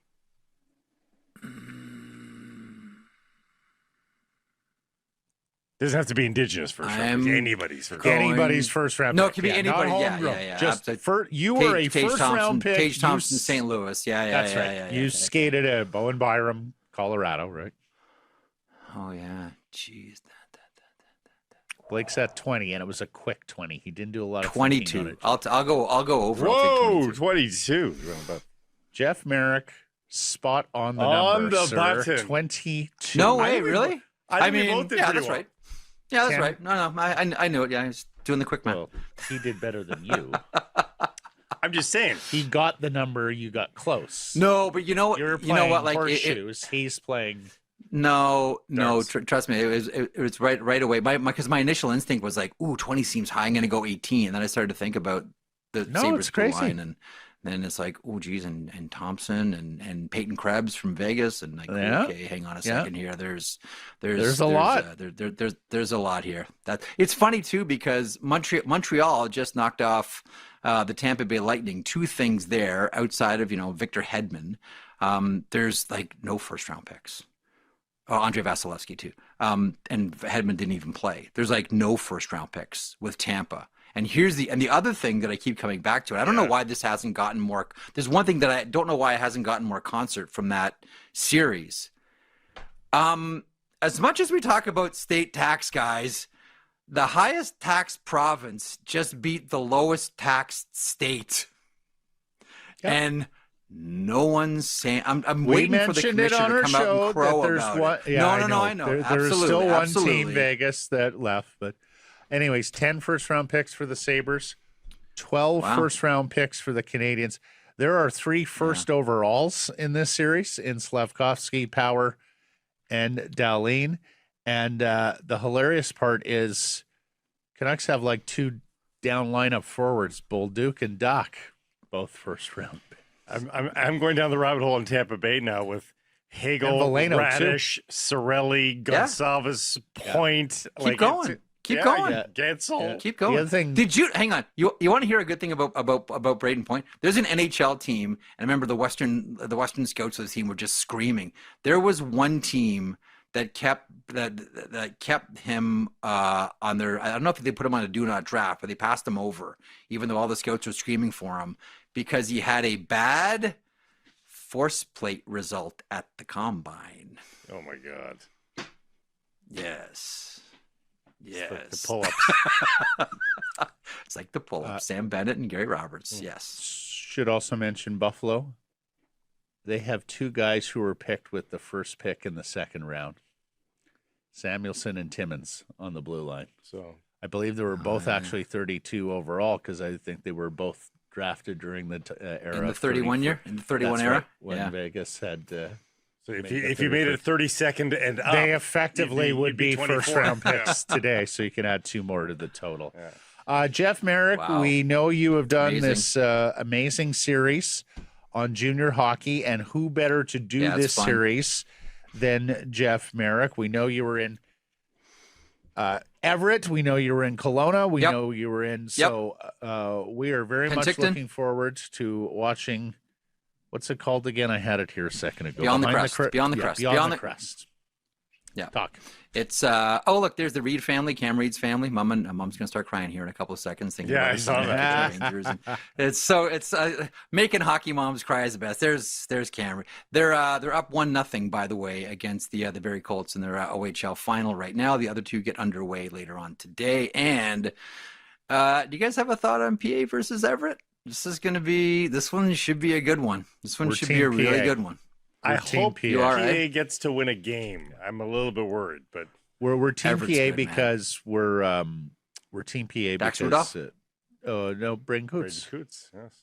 Oh, of course, Coots, right? Of course. I thought we were going to go with the defenseman battle we talked about last week. That one's going to be a banger, and Chicoutimi and Moncton in the QMJHL. So we're whittling it down to see who makes it to Kelowna. But yes, thanks for mentioning the check series. that out on the DFO's YouTube channel. Yeah. Jeff, thank you for this. Till next week. Thanks, boys. Be good. Maynard Keynes. Sekeres and Price from the historic Wall Center. We're joined now by Rob Williams, Rob the Hockey Guy on X, the national sports editor of the Daily Hive and its Offside Sports Vertical. Big week. How are you? Very big week. Yeah, I'm doing great. Yeah. How are you guys? Unbelievable. It has been chock-a-block this week. We're narrowing down the GM search. We're talking about draft prospects after they lose the lottery and maybe Caleb Malhotra or Ivar Stenberg. And Todd Bertuzzi grew a big beard. I mean, what more could you want from a news file? Well, that's interesting. On the Canucks feed. Rob off the air was just telling us, folks, that people love to click on the Bertuzzi beard story, and that's in a week where the lottery takes over. People are prospect crazy, and Matt and I have been not surprised. We know that people would be interested, but because the Canucks have been in the mushy middle for so much of the last decade, the draft lottery's not been a huge spike for us, at least. Like, it hasn't been like, covering the team in the playoffs this year. My goodness, people are all over the lottery and the debriefing of it. Yeah, I mean, I think wasn't it a great show? I feel like the lottery show has improved dramatically from like the card flipping. You just think about like how it used to go, where you just go through the line of all the different teams and library. Remember how quiet it was when they were flipping the cards? It was just like you could hear a pin drop, and not in a good way, not in an anticipatory way. Just no vibe whatsoever. Yeah, and it's because you kind of everyone gets knocked out little like one by one. Where this was, I mean, you got even a bit of a roll, even with the Canucks, like what would the anticipation have been with the card flipping before with the Canucks? You would have come to it and they would have flipped all those cards. There's no drama because their card can't flip until the 3 spot, and then you go, oh God, don't let it be the 3 spot, and then it would have been the Canucks, and then it would have been over, right? Yeah. Whereas this was like, oh, okay, their odds are 25%, and then it was like, oh, they've dropped down to 18%. Nope, they're back up to 25%. So I thought that was a lot more entertaining. It was kind of an interesting feel in terms of the fan base going into this one, because their odds have never been better to win the draft lottery. So if all the years, like, this should have been the year where everyone was really highly anticipating it, at the same time there wasn't that generational talent as the prize at number 1. And I think also just everyone's been through a few of these lotteries, and I think everyone just sort of knew in the back of their mind they're slipping to 3. That's what the odds say, and that's going to happen for this team, and that was proven to be correct. Okay, before we get to the big story on Bertuzzi's beard, who do you? Caleb likes us. He really, really likes us. He grew up rooting for the Canucks with his dad as an important member of the organization. He called Vancouver home. Use the H word. Can he charm his way into the 3rd overall pick with the Vancouver Canucks? Would they pass on Ivar Stenberg to take Caleb at number 3? What do you make of the Malhotras plural story that's at hand here for our team? I just hope they don't reach based on position. That's my only fear here, where it's like we've been talking about Stenberg being like neck and neck for the, I guess maybe dropped to more to second, but there's still people apparently talking about him that he could go first. If it was really McKenna versus Stenberg, and those are the top two talents in the draft, if one of those guys slips to 3, you just take him, don't you? It will scream of just trying to fill a positional need. So I hope they don't try for that. They're so far off being in a position where they can be choosy about position. And we see it time after time. You just never know what position you're going to need in 3-4 years, right? Like when the Canucks took Tom Willander, they needed a defenseman. Well, now they don't need defensemen, so you can't play that game, or I think you'll get into big trouble. I saw the Caleb interview, and even he spoke glowingly about growing up a Canucks fan and how that would be kind of cool and whatnot. But he also admitted it'd be a bit weird, and I certainly think that if you want Manny to be your head coach, I think that is asking for trouble to have your franchise building block be his son. Even if Manny's a really good coach and has success here, even if Caleb turns into a fine NHL player, everyone likes to complain about their boss on some level, right? And it becomes a lot harder to complain about your boss when the boss's son is at dinner with you on the road, right? So I just think that that's going to present some awkward moments where, I think you risk alienating Caleb from his teammates. And so I just don't think I would go there. I think if you really think Caleb's your guy, then Manny's not your coach. And vice versa. If Manny has to be your head coach, then I would think twice about drafting his son. Everyone except for you, Rob, because how could you complain about Darcy Matheson or Karim Sumal or some of the great bosses you work for there at the Daily Hive? I'm sure Mike doesn't complain whatsoever about Blake Price. I've never heard anything bad about Blake Price out of Mike's mouth. So we're the exceptions Maybe he complains with Blake's kids. It's true. There might be an end around happening that I don't know about. Elijah got a little chat going back here. Oh, you and Elijah have a chat going on. Okay. All right. They're in good standing. I complain to Carm, by the way, all the time. Carm and I fence sometimes. Mm-hmm. Yeah. We're going to get Carm on the show here eventually because, he's Just Good Theater, the co-founder of the Daily Hive. Does he ever come into the newsroom? Do you ever see him at all? Does he ever just hang out, or is he just completely? Yeah, we see him. Yeah, we see him from time to time. Okay, good. I still keep in contact with him. Yeah. Yeah, I know he loves that news environment. I mean, God knows he's prolific on X, tweeting about all sorts of matters around this city. Okay, moving on. It seems there are 2, Evan Gold and Ryan Johnson. Rob, you are one of our best people in terms of in touch with Canucks fans. So, banner headline tomorrow or Sunday. Canucks hire Evan Gold, Bruins assistant general manager, as the 13th GM in club history. Fan reaction is? I think it's positive. You're not hiring a dinosaur. You're not hiring Pierre Dorion, certainly. Like that would not have gone over well. I think you're hiring someone. Look, it's someone that the average fan had never heard of a week ago, right? But when you hire an assistant GM, someone that's never held the top seat, there's no blemishes against them yet, right? Like they don't have to wear any of the negatives of the past. I think the really intriguing thing with Gold, though, is that he's not one of these old hockey men, right? He doesn't have a pro hockey career on his resume. And I think that that sort of speaks to some progressiveness, right? A bit of a new age general manager. And I think that there's a lot of people that are on board with that sort of thing. Just hire someone that's smart. It doesn't matter if they're named, doesn't matter if they necessarily played in the past. I mean, I think there are advantages to having played, but someone that sort of learned under a very, very good organization like the Bruins have been for the past decade. I think that goes over. I think that goes over well.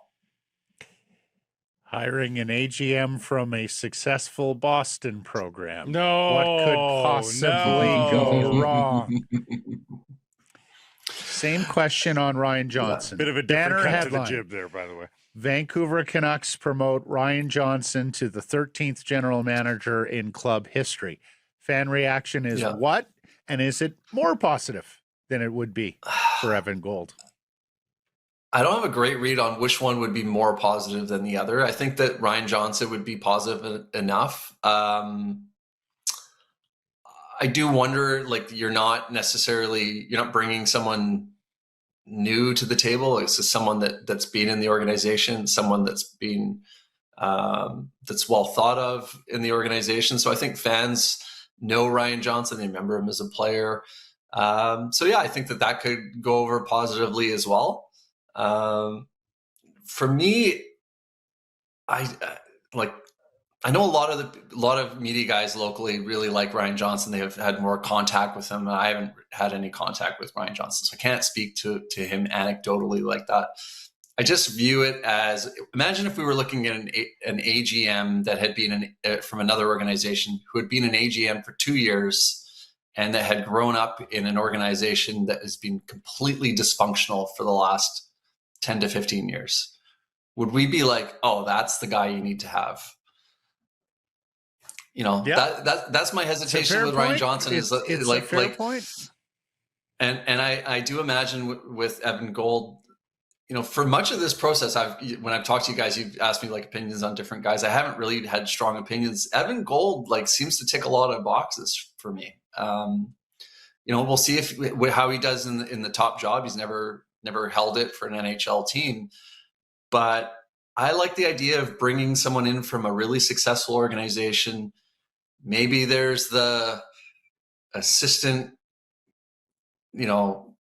director of hockey operations that's a real genius in Boston. You can give that guy a promotion to AGM in Vancouver, right? Like maybe you can start poaching people from different organizations. I imagine Johnson, where it's like, okay, well, maybe he knows the people that need to be let go within the organization. But, again, all of his contacts are within this franchise. I wonder if it's not time for a completely fresh name to come in and lead the team. As I said off the top, the fan confidence part of this is a little bit worrisome for me in that, the diest of diehard Canuck fans will do the homework. They'll find out what Evan Gold's all about. And they'll, for the most part, I think you're right. The majority of them will probably have a favorable review of him. But the casual has no idea who Evan Gold is. And unless he's an eloquent speaker that can, in his first availability after being named GM, again, assuming that is the name, he's going to have to win over the casuals. Like, not everybody listens to every single minute of this show or sports radio or whatever it is to learn about the ins and outs, but they are the ones that spend money on the team. And they will not know who Evan Gold is. They may know who Ryan Johnson is, despite the fact he's sort of been hidden more at the AHL level. But I just wonder, coming out of a disastrous regime here, back to back, in fact, we can safely say, and I don't think that GMs sell tickets. It's not what I'm saying, but they do want confidence that this team is headed in the right directions, right? Agreed. I just don't know that Ryan Johnson is. It's not like you're bringing in like a Stanley Cup winning GM. Like, I think that would be, if we're talking about consumer confidence, it would be like them poaching really successful general manager. Like, I mean, I don't know who that. Yeah, who the available guy is. Off the top of my head here, but like, if you brought in Kyle Dubas, or if you brought in like a real name GM that people think you know, would be someone that could win here, but it's definitely better than the Marc Bergevins, the Pierre Torions, like the ones that have like real blemishes on their records. I think would do the inverse. But I think if you bring in someone, there is that parallel of like the fact that he's coming from Boston and Benning came from Boston. I think there is that parallel, but otherwise, this guy, I mean, I'm just learning about Evan Gold at the same time too here in the last couple of weeks, but like, he kind of screams of like Lawrence Gilman type experience, right? Yeah, like, I think that's what we say. Certainly not as long as Lawrence, but yes, from similar backgrounds. Law school, does have some analytics and math, contract negotiations, CBA, run the AHL team. There's a lot of similarities there, yeah, which almost makes you ask, well, why haven't they reached out to Lawrence Gilman? Like, talk about a guy who'd be a hit with your fans and would solve some of your problems on day one, as opposed to having to prove himself a little more like Evan Gold. But of course, it's not a popularity contest either, right? Like, you're trying to size up who's going to be the best guy over the long haul. Okay, Mike has the visual here. So I just want to recap. Like, we could be getting, so Jim Rutherford is officially stepping down and moving to Raleigh. We got that news this week. Yep. They're picking a potential franchise-changing player at number 3 overall. They may well hire a general manager. And the best top-rated story on Daily Hive this week is Todd Bertuzzi, who hasn't played here in 20 years, is growing a big wizard-like beard. Do I have that right? Yeah. Well, hey, it's a hell of a photo, isn't it? Gandalf the Grey right there. Yeah. Yeah. Where he's missing his trademark stubble, right? I think that's one thing with Bertuzzi, that every time he's come back to Vancouver, he's looked it's not like he's looked dramatically different from his playing days, right? Like, he's kind of had the same sort of look, but he's got a giant beard. My one comment on this story, it is what it is. He's missing his trademark stubble. Phrases right. I never thought would be uttered on this program. Yeah. It's true. He looks a lot less like John Hamm than he did with the stubble. Huh? Do you remember of all the bobblehead nights, the Bertuzzi bobblehead night, I remember, was the best of all of them because he had the stubble. It really looked like him. He makes a good bobblehead. That'll do, Rob. That'll do. Thank you for your insight on all of this today. And we'll be sure to catch up next week. Indeed. I'm sure we'll have another banger like Todd Bertuzzi grows beard. Hey, we need some content, guys. It's May. It's May. I mean, if you publish this in the dead of August, Rob, I might understand. But it's been a week. We don't sit on stories like that. He's got a beard. No, thank you. Could sit on it. Thanks, guys. So, Carson Price from the historic Wall Center, although I must say it feels like an orchard in here. An orchard? I have all these Apple guys around me, one to the right and one down the line as we welcome in Sascha Kljestan, who is a soccer analyst, MLS analyst with Apple Television, of course, the MLS on Apple. And we're looking forward to this massive game in San Jose tomorrow where Vancouver Whitecaps FC and the San Jose Earthquakes, #1 versus #2 in the league. We had the story earlier in the week. Only the 5th time in league history teams that have been this successful from a points per game standpoint are clashing. Sasha, thanks for the time. Appreciate this. Yeah. Cheers. Thanks for having me, guys. Excited to talk about one of the best teams in the league. Yeah, well, pick up because 2 of the best. Yeah, exactly. So the only problem is the health reports come out yesterday, and both teams have got some stuff to deal with. I don't know that Muller's going to bother making the trip. He hasn't been on the training pitch all week long, and we learn of Nico Chikaris gone for San Jose. So that's like for like. The 210s are out and changes the equation a little bit here, doesn't it? Yeah, it definitely does. And then you also got to think about Timo Werner, who I think is probably out for San Jose as well. This helps Vancouver a little bit more. I think they're the deeper team. I think they're able to play without Mueller if he can't make the trip. They've still got quality in much better parts of the field than San Jose, in my opinion. But having said that, San Jose has gone up against the odds. None of us predicted that they would be this high in the table, challenging for the Supporter Shield, being lead in MLS. So this should be a good game regardless.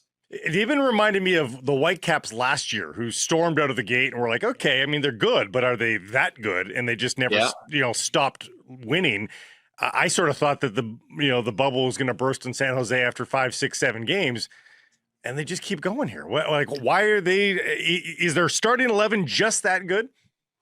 Well, I think that they've got a really solid foundation right now, that it's not rocket science. It's nothing crazy that Bruce Arena is doing. It's a pretty straightforward 4-2-3-1. But the thing that he does have is buy-in from every player on the roster, that 11 guys are going to be super hard to play against week in and week out. And I think that a lot of their players that went through a couple of tough seasons, a couple of losing seasons, have leveled up a little bit. Specifically, Bo LaRue in the middle of midfield has been really, really good. He's scored some great goals this season, but also just his work off the ball as well, in that partnership with Vieira in the midfield.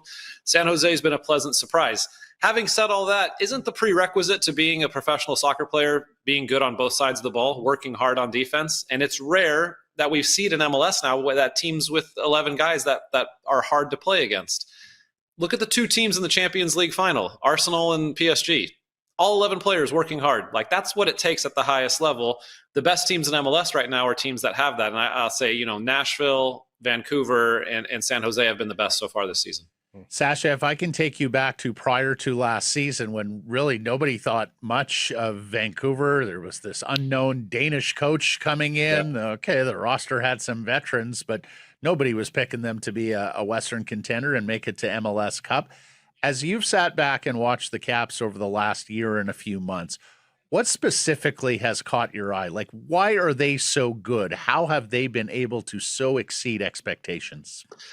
Similarly to San Jose, I think the core of the team in Vancouver that has been together now for 3 or 4 years has just gotten better together as a unit. So Tristan Blackman is one who is better now than he was a couple of years ago. Sebastian Berhalter, I think, is the biggest one, who we all knew he was a pretty good player, but man, has he leveled up and challenged himself in the last 2 years to become a national team player. Brian White as well. Like, we knew we could get goals, but now he's getting goals at a higher clip at like the elite level in Major League Soccer. And then I think the biggest unknown was the coach, that we didn't know what we were going to get. None of us had watched his teams play. None of us knew Jesper Sorensen or what he was about. And he's clearly got this infectious personality that everybody loves, that I think his players really get on with. And I think there's something to be said about having a core group of players, Kubas, Takaoka, Laborda's been there for a while, Veselinovic, of course he got hurt, but a core group of guys that have been together for a couple of years. They start to understand each other and they work better as a unit. The noise around the team would be really tough with a team like San Jose. A lot of guys from San Jose are on the Earthquakes. Yeah. The Canadians that are on the Whitecaps, most of them are from outside. Lumi, Edmonton, Priso, Toronto. Jeevan Bodwal, the only local guy really that's in the regular rotation. So I think it might affect him more than anything, but are they going to be able to keep the noise out of their heads for long and not let this affect them? But easier said than done. But, soccer, much like life, there are a lot of things that happen around you that are out of your control. And the more time you spend thinking about it and dwelling on it, it does you no good. Like, it's worrying about the future when you cannot control what's going to happen. So I think having a guy like Thomas Mueller in that locker room, who has been so singularly focused on winning soccer games for almost 20 years now and been expected to win every time he steps on the pitch, whether that had been for Bayern Munich or for the German national team, I don't think he's ever gone into a game where he's been an underdog or felt like an underdog. And so I think he's really key to all this. He's not Vancouver. He's been here less than a year, but I think he can understand what winning means and how that helps a team and takes your mind off things. And what sports really is in the grand scheme of things is entertainment. And it gives you that escape for 90 minutes, whether you're a fan or a player. So my advice to them is keep doing what you're doing, keep having fun on the pitch. Everything else is out of your control. Sasha, as somebody who played at a high level and played in the midfield, when you watch Thomas Muller and you know the nickname interpreter of space, what is it about Thomas Muller that makes him so unique in the way he plays that position? The unique part is he's not the type of guy as a number 10. When you think typical number 10, I think most people think like, okay, South America, very skillful on the dribble, ability to beat players in 1v1 situations and play beautiful through balls. What I think Thomas Muller does better than anybody, maybe in the history of the game, is play in one touch, is to always be ready, no matter what is happening, to play in one touch, whether that's a cross that's coming to the back post, and instead of volleying it, he just cushions it and lays it off to another guy for a tap in. That's Sablé goal. That's Sablé goal from a couple weeks back. Yeah, exactly. Or a ball that's played to him between the lines that's kind of bouncing, but he's still already seen the play ahead of time that he's ready to play a little flick through ball to Brian White in one touch. Like that, for me, for the last 10, 15 years, watching him when he played underneath Lewandowski at Bayern Munich, like Lewandowski scored so many good goals because Thomas Muller played him a one touch, like through ball or a tap in or a ball. And so that's when I'm watching him. He's constantly looking around. He's constantly scanning everything. He's constantly going and standing away from defenders. Like when I watch young players play, sometimes strikers, they go and stand next to a center back and get into a physical battle. And I'm like, no, go stand, make him come to you. Go stand. So you'll see Thomas Muller, 2 center mids, 2 center backs. He'll stand directly in the middle of them. And it's like, does this guy, that guy, or that guy come mark him? They don't know. And so he's just so clever. It's so fun to watch. If you just watched him for 90 minutes, the way he's pointing to his teammates and telling them, no, play the ball there so I can get it here. It's really amazing. He's such a high level. Yeah. You are quite an orchestrator. Over 50 caps with the United States. The last name is of Bosnian and Herzegovinian background. Canada begins against B&H, if you will, in June. Are you divided loyalties now that both of your flags are in this World Cup? Are you rooting against the Great White North here? No, I'm not. I'm red, white, and blue pretty much through and through. I grew up here in the States. Obviously I played for the States. I've got a soft spot for, Bosnia and Serbia. If they get into the World Cup, I'm always kind of cheering for them. Half an eye, yeah.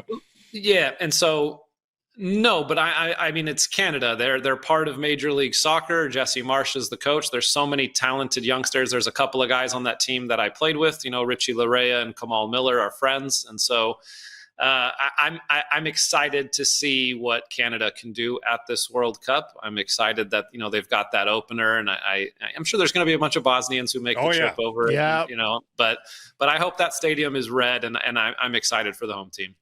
How much does this latest Alphonso Davies injury hurt their chances, not just in that match, but perhaps throughout the tournament? They're saying 4 to 5 weeks. The game is in 33 days, so it's right smack dab in the middle. Have you ever had a hamstring injury like this? Like, it won't go away for him?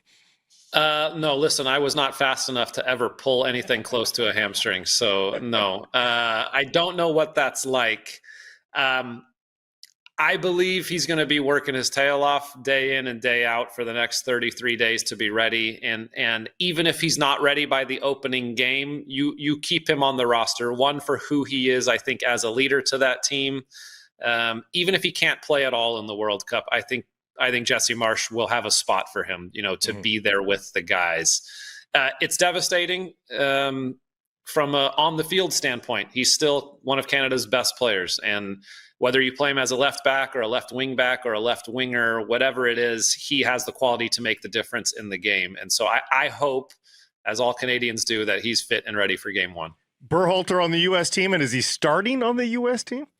I don't think he's a starter on the U.S. team, but I do think he makes the roster. Okay. And I do think we see him play in games because oftentimes these World Cup games are so tight. They're such a physical battle. Set pieces become so important. And man, has his delivery this season been the best in Major League Soccer. And so if you've got a corner kick in the 90th minute and you want to put ball in to give Chris Richards a chance to head home, you want Berhalter taking it. So I think he's on the roster.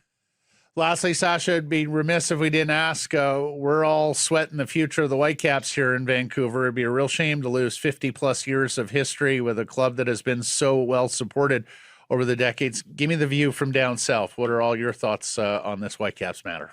Yeah, listen, I agree. I love history, and I love that the Whitecaps have a history that dates back further than Major League Soccer. And so I would be sad for all the fans and people of Vancouver if that club were to leave. I saw the statement that the club put out, looking for ownership. If you come step forward if you're ready, right? And so I hope to see them in their own stadium, thriving and sticking around Vancouver for many years to come. Well, we look forward to the match tomorrow. We've been our cup has overflowed with just big soccer matches over the last 2 years. Yeah. It has really been awesome to experience that. Sasha, thanks for this. Appreciate the time. Have a great call tomorrow as we watch MLS Match Day on Apple TV. Cheers, guys. Thank you. Secure some price from the historic Wall Center and the Nation Network studio built by Arbor Lee. The real win happens after the final buzzer. Stay downtown, stay comfortable, stay close to everything. Here at Sheraton Vancouver Wall Center, your game day home base starts at wallcenter.com. Alphonso Davies, again. It's a muscle injury in his left hamstring while playing for Bayern Munich in that Champions League semifinal against PSG. He will be out for several weeks as a result. Here is the statement from Canada Soccer. It's a left hamstring injury, and he will be out 4 to 5 weeks. The Canadian men's national team opening game is 33 days away. That is in Toronto, of course, against Bosnia. Canada Soccer is hopeful. Here's the statement. We're in close contact with Alphonso and remain in touch with Bayern's medical team following his recent setback. Our focus is on supporting his recovery and providing every available resource, including specialist soft tissue expertise, to give him the best possible pathway back to full fitness ahead of the World Cup. Remember, this is the Bayern team that was critical of the way the Canucks or the Canadian team managed his knee injury a year ago. And now it's 3 straight hamstring injuries under their watch. And it's Germany generally regarded as a great place to get health care. So he's already, you'd have to think, received the best health care possible. This is a different hamstring. So the right hamstring acted up twice. This is now the left. I think it's safe to say, Matt, that if he plays in the World Cup, he's going to be a bench player at the World Cup. I can't imagine him playing 60, 70 minutes in a match at the World Cup at this point. You couldn't tax a freshly healed hamstring that much. Can you hear my mouth on this? Okay. You sit him versus Bosnia. Mm-hmm. It's on June 12th. You don't need him for Qatar. You shouldn't need him for Qatar on June 18th. The whole shooting match is to get him ready for June 24th. Which is actually a couple extra weeks. So he's like 6 weeks. Yep. You hear in my mouth? Yeah, again, you can't go 0 to 1,000. You can't play 70 minutes in that game. Like, could you play a half? Yeah, maybe. Maybe you start him and just take him out at the half knowing that he's... you can't take 6 weeks off and play 70 minutes. This is where you hope Alphonso Davies digs deep, and that some of that Edmonton comes out of him, as opposed to some of that soccer player preciousness. Well, the good news is because last time Stanley Cup playoffs, Alphonso, guys play with all sorts of things. We're going to need you to gut through hamstring injuries. Well, the good news is unlike the Qatar World Cup, which was, of course, in the middle of the European season, that was the last one he played in. This is the traditional dates. you're into the off season right after the World Cup, in which you've got time for more break. One of the distasteful things about welcoming the FIFA or IOC folks to your town is you basically cede your sovereignty to them. Hated this story yesterday. The BC Sports Hall of Fame has been ordered to shut down for 2 months to make room for the International Media Center during the FIFA World Cup. Look, I can understand the FIFA footprint needing extra space. I can understand the security concerns around it, right? Because there's going to be a security bubble perimeter fence line around BC Place. What I can't understand is how an organization as rich as FIFA, making the sort of money that they'll be making off this World Cup, and including from BC Place and in our stadium, cannot compensate the BC Sports Hall of Fame for closing for 2 months. Jason Beck, the Hall's curator, and all 8 staff members will be not going to work and not without income, and not with income for those 2 months. He was quoted as saying, quote, "A 2-month closure with no revenue at the height of tourism season, ask any nonprofit, that is really hard to overcome." During the 2015 FIFA Women's World Cup, the hall only closed on match days, and employees were compensated for the lost hours. Somehow the policy has changed for FIFA with the Men's World Cup 11 years later. I mean, closing down the thing, totally understand. This is 100 times the fervor of a Women's World Cup. It shouldn't be, but it is still. So I understand the need for the space and the need to gate it off for the World Cup. But compensation, it's not like it's a staff list of 100 people. It's 8 employees. Yeah. They need these 2 months. The BC Sports Hall of Fame, it's a tough go financially. Honestly, FIFA, be better. Make a donation to the Hall of Fame. Make a donation to the BC Sports Hall of Fame that is of a size that the people who work there and depend on their living wages can feel good about hosting these games. And it's a write-off for everything else you're doing. Like it would cost you half. Cost of doing business in a city that is not yours, FIFA. Honestly, Victor Montagliani, get that going. Drop in the bucket too. Absolutely. Drop in the buckets. FIFA also report today from The Athletic planning to hold opening ceremonies in all 3 countries. So the first games for Canada, the United States, and Mexico will be preceded by an opening ceremony. Canada's first game is June 12th in Toronto against Bosnia and Herzegovina. The list of performers, and I'm not sure where all these folks are assigned, but Katy Perry, the partner of our former prime minister, will be performing. Not in Toronto. Michael Bublé, Vancouver's Michael Bublé will be. Burnaby's Michael Bublé will be performing. Aquilini's buddy. And Alanis Morissette will also be performing. Yeah, it's Bublé, Morissette, and Alessia Cara, who's in a blast from the past in Toronto. Yeah. The Upper Bowl also open for the Whitecaps' first MLS game after the World Cup. Well, on the return to BC Place Stadium after the World Cup. This match goes Saturday, August 1st at 4:30. It's against their arch rival, LAFC. Of course, we've seen them in the playoffs the last couple of years. Not to mention, we saw the Korean star Sun have a huge contingent of fans at that 50+ thousand attended playoff game last year.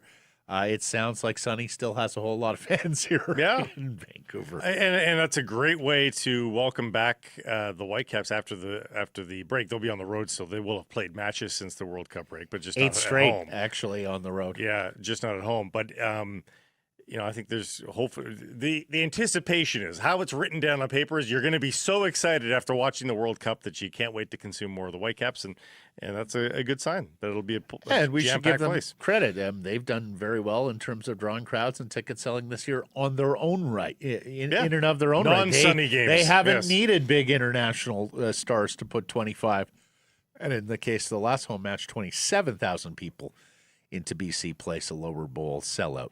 The rookies are on the field already at Thompson Rivers University in Kamloops, and the veterans will be joining them Sunday. One guy who won't be there is the pride of Vancouver College, defensive tackle Christian Covington, of course, the son of legendary and CFL or Canadian Football Hall of Famer Grover Covington. Christian was given his release today by the BC Lions. General Manager Ryan Rigmaiden quoted, "Christian was the epitome of a professional, and we thank him for his dedication and leadership to the BC Lions. Unfortunately, in this business, you have to make decisions that are best for the team, but not necessarily for the individual player. Saying goodbye to people you care about is the worst part of my job, but we felt like we had to do it in the best interest of the football team." Christian played 9 years in the National Football League, many with the Houston Texans, for coming out of Rice University, Vancouver College guy. Decided to come on up and play in the Canadian Football League in his hometown after a 9-year NFL career. You don't see a whole lot of that.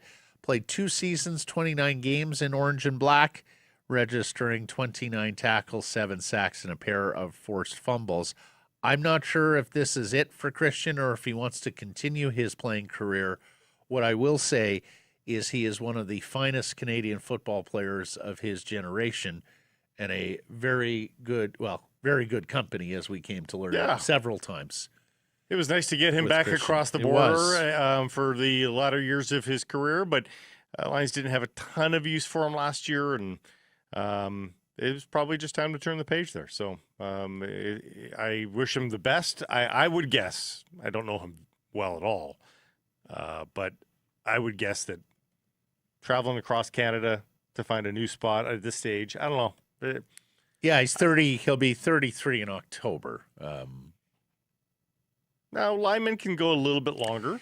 Depends how injury-free they've been over the course of their right. career, but yes, I hear what you're saying. Also told that offensive tackle Joshua Coker, whom they signed this week, won't be good to go for day one. He was coming off that ACL we talked about with the Stampeders last year. Canadian safety Christophe Beaulieu also recovering from an ACL. He is not ready either. Good thing North Vancouver's Jackson Finley looked so great, stepping in late last year in his rookie year and holding down that safety spot, Canadian starting position. July 25th versus Toronto. That's the first game at BC Place after the 2 games at the Apple Bowl in Kelowna. Remember, the Lions also lose access to the stadium for FIFA.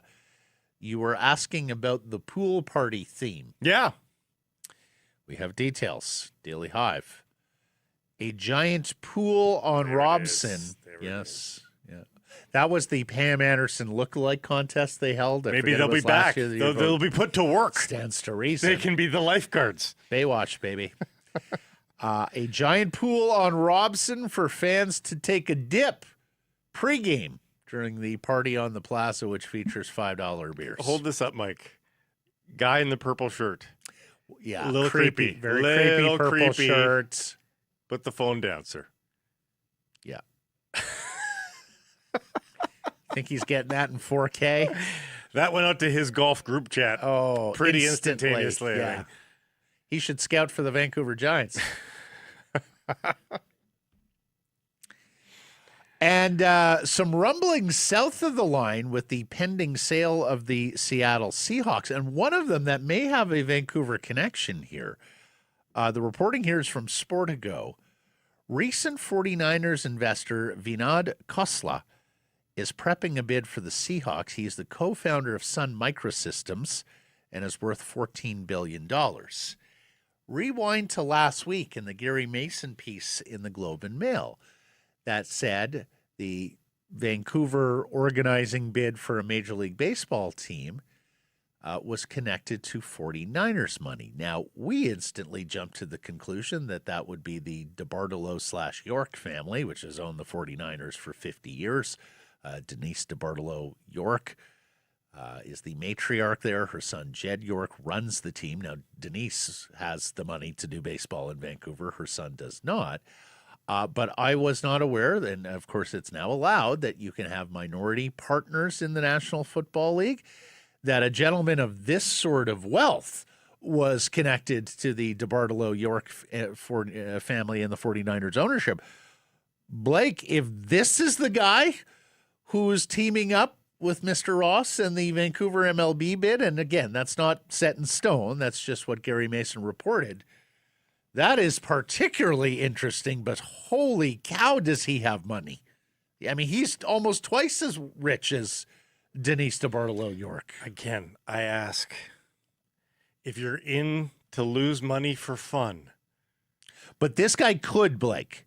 No. This guy could lose money for fun. Like, this guy could be, $5-6 billion. Let's do it. So why not just for the community spirit that you would gain, rake in an MLS team while you're at it? Why not? You'd have 2 tenants in your new stadium. Yeah. Do it. It's Zach Ross and the Cape Group, a residential commercial real estate firm that are organizing here on the ground in Vancouver. Now, he doesn't have the money on his own, so thus the partners required, and the 49ers were rumored. And how about this? Another bid that Sportico is reporting on. Aditya Mittal, an Indian steel titan and a Celtics investor, prepping a bid. He would team with Wyc Grousbeck, who has been a very successful owner of the Boston Celtics. They've won NBA championships there. Blake, South Asian money could be owning the Seahawks based on the fact you have these two very wealthy individuals prepping bids. Unbelievable. And we all thought it would go to a tech bro, right? Like Seattle's such a tech city. We all thought, Elon Musk, Steve Ballmer, one of the tech bros would be involved. A lot of, the richest people in the world live in countries that don't have thriving domestic sports leagues. So if you want to be a sports owner, if you're a sports fan, but you live Middle East, South Asia, that sort of thing, where you're not amongst the Premiership. They used to buy Premier League teams, but it seems... But there's only so many of those as well. I mean, this is another way to become a major sports owner. Is it ever? Stands to reason. Vancouver Canadians get a 3-2 win in Eugene last night. And just by way of clarification, we mentioned that it was a very odd schedule because the Tuesday and Wednesday days, which is normally when minor league baseball teams, they were off days for the C's in Eugene after playing on Monday. We mentioned it's University of Oregon graduation week. And that's a very big deal in Eugene, Oregon. Our friend Kara Sangera, who's a graduate of the University of Oregon, tells me it's not that the baseball stadium gets used during the graduation. It's just nobody would be able to get in and out of the baseball stadium with all those kids and all those parents and family members enveloping the campus for graduation. Johnny King pitched 3 innings, the Jays' number 4 prospect last night. But the story here was Holden Wilkerson in relief. Masterful. Retired the first 13 hitters he faced. He pitched 5 innings, giving up just 1 hit, struck out 5, 49 pitches. C's get a win. Newcomer Nolan Perry, the Florida State League Pitcher of the Month, is coming on up from Dunedin, making his high A debut tonight. C's back home Tuesday at the Nat for a 6-game set against the Everett Aqua Sox. That's the Seattle Mariners farm club. Talked about it this week. We'll talk about it more next week. M's have some good prospects on that Everett team. Tuesdays, of course, 75-cent hot dogs celebrating 75 years of Nat Bailey Stadium. And on Tuesday as well, a Capellanos pennant giveaway. So going way, way back to the days of the Vancouver Capellanos. Get your tickets, 604. Used to be Capilano Stadium, of course. Get your tickets, 604-872-5232 or CanadiansBaseball.com. And we saw this coming, and I'm glad to see it. And I sure hope one day we see a Shrum Bowl revived with Simon Fraser University playing the University of British Columbia in football. SFU has been officially accepted by the Canada West Conference as a probationary member. The Red Leafs, which of course is now the sports name, team name for SFU, they will return to Canada West competition, not this upcoming scholastic year, but the year thereafter. And is that school wide, or are they still going to remain in NAIA or Division III NCAA in a couple of sports? Do we know? I don't know. Yeah. because they've dabbled the other way. They've been a full-time member in the U.S. ones and then dabbled in Canada West. Yeah. Now I wonder if it gets reversed. But all I know is Farhan Lalji, who may be the most famous graduate from Simon Fraser University. Just ask. There are a few others, but okay. You think Suter is more famous than Farhan? You think Julio is more famous than Farhan? There's a lot of Simon Fraser grads. Just saying. Francesco went to SFU too. He did. He doesn't talk publicly, so he can't be as famous as per Farhan. se. Mr. Lalji is not optimistic. Used to be the SID there too. You've got leadership who considers varsity sports a barely necessary evil. This is not a serious university when it comes to varsity athletics and hasn't been for over a decade. I mean, he just came out of the gates savaging his alma mater. Well, here's the thing. I am very... He's poo-pooing this. I'm very pessimistic about varsity sports across this country right now. Numerous schools. It's very expensive. And they don't bring McGill just basically killed sports this past year. It's really troublesome. They spend it elsewhere. They do not want to spend the money on varsity sports, and it is really too bad. It takes away. Canada was already lagging behind in terms of your alumni pride. Like it's not here the way that it is south of the border, and it's such a cool part of Americana. I wish we had it more, and sports is the easiest way to create that. Yep.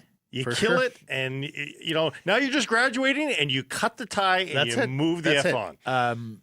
McGill used to be like the Stanford of Canada, yes. or the Duke of Canada. It was an extremely high academic school that still seemed to get its fair share of well-rounded young people who also had athletic talents and gifts, and they were competitive across a whole fleet of sports. Like back when I was a kid growing up, McGill was a pretty good football team. It was a darn good hockey program. Track and field team was huge. Yeah, exactly. Rugby. They have a 40-plus year sports information director there, Earl Zuckerman, and I know Earl's got brothers, and the Zuckerman family moved out here to Vancouver at one point, so shout out to the Zuckermans. But yes, it's getting more and more expensive to operate varsity sports, because here's the thing is, Blake, we don't charge these kids tuition like some of these U.S. schools charge tuition, 50, right? 60K in some cases, yeah. And they don't generate television revenues like the NCAA basketball tournament or college football does. Results of yesterday's poll question: which Malhotra is more important to the Canucks' future, Manny or Caleb? People said, Caleb, they want the player. They did not. What? They went Manny, 60-40. Really? Keefe, if these two have as much character as they say, should be no issue in having Manny coach his son. Well, we talked about it with Merrick. Yeah. We saw a lot of this in the comments. I know you want your cake and eating it too, but Rob, the siding guy, the player. Coaches don't last long, and they kind of suck at scoring goals. Very good, Rob.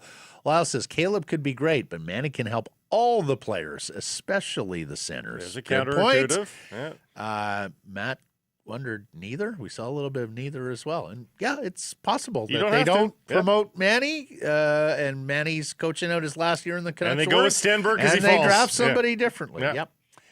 I did not have an error or an omission from we dealt with the University of Oregon one. Yeah. There you go. Thanks for joining us, everybody. Appreciate you spending some time connecting with the program. Please do subscribe to all our sorts of channels, YouTube, and wherever you get your podcasts. Follow on social, X, and it's the Facebook, TikTok, YouTube, Blue Sky Live on many of those platforms, noon Pacific time weekdays. And, of course, please do support the community sponsors you hear us talking about. Have a great weekend and keep it local.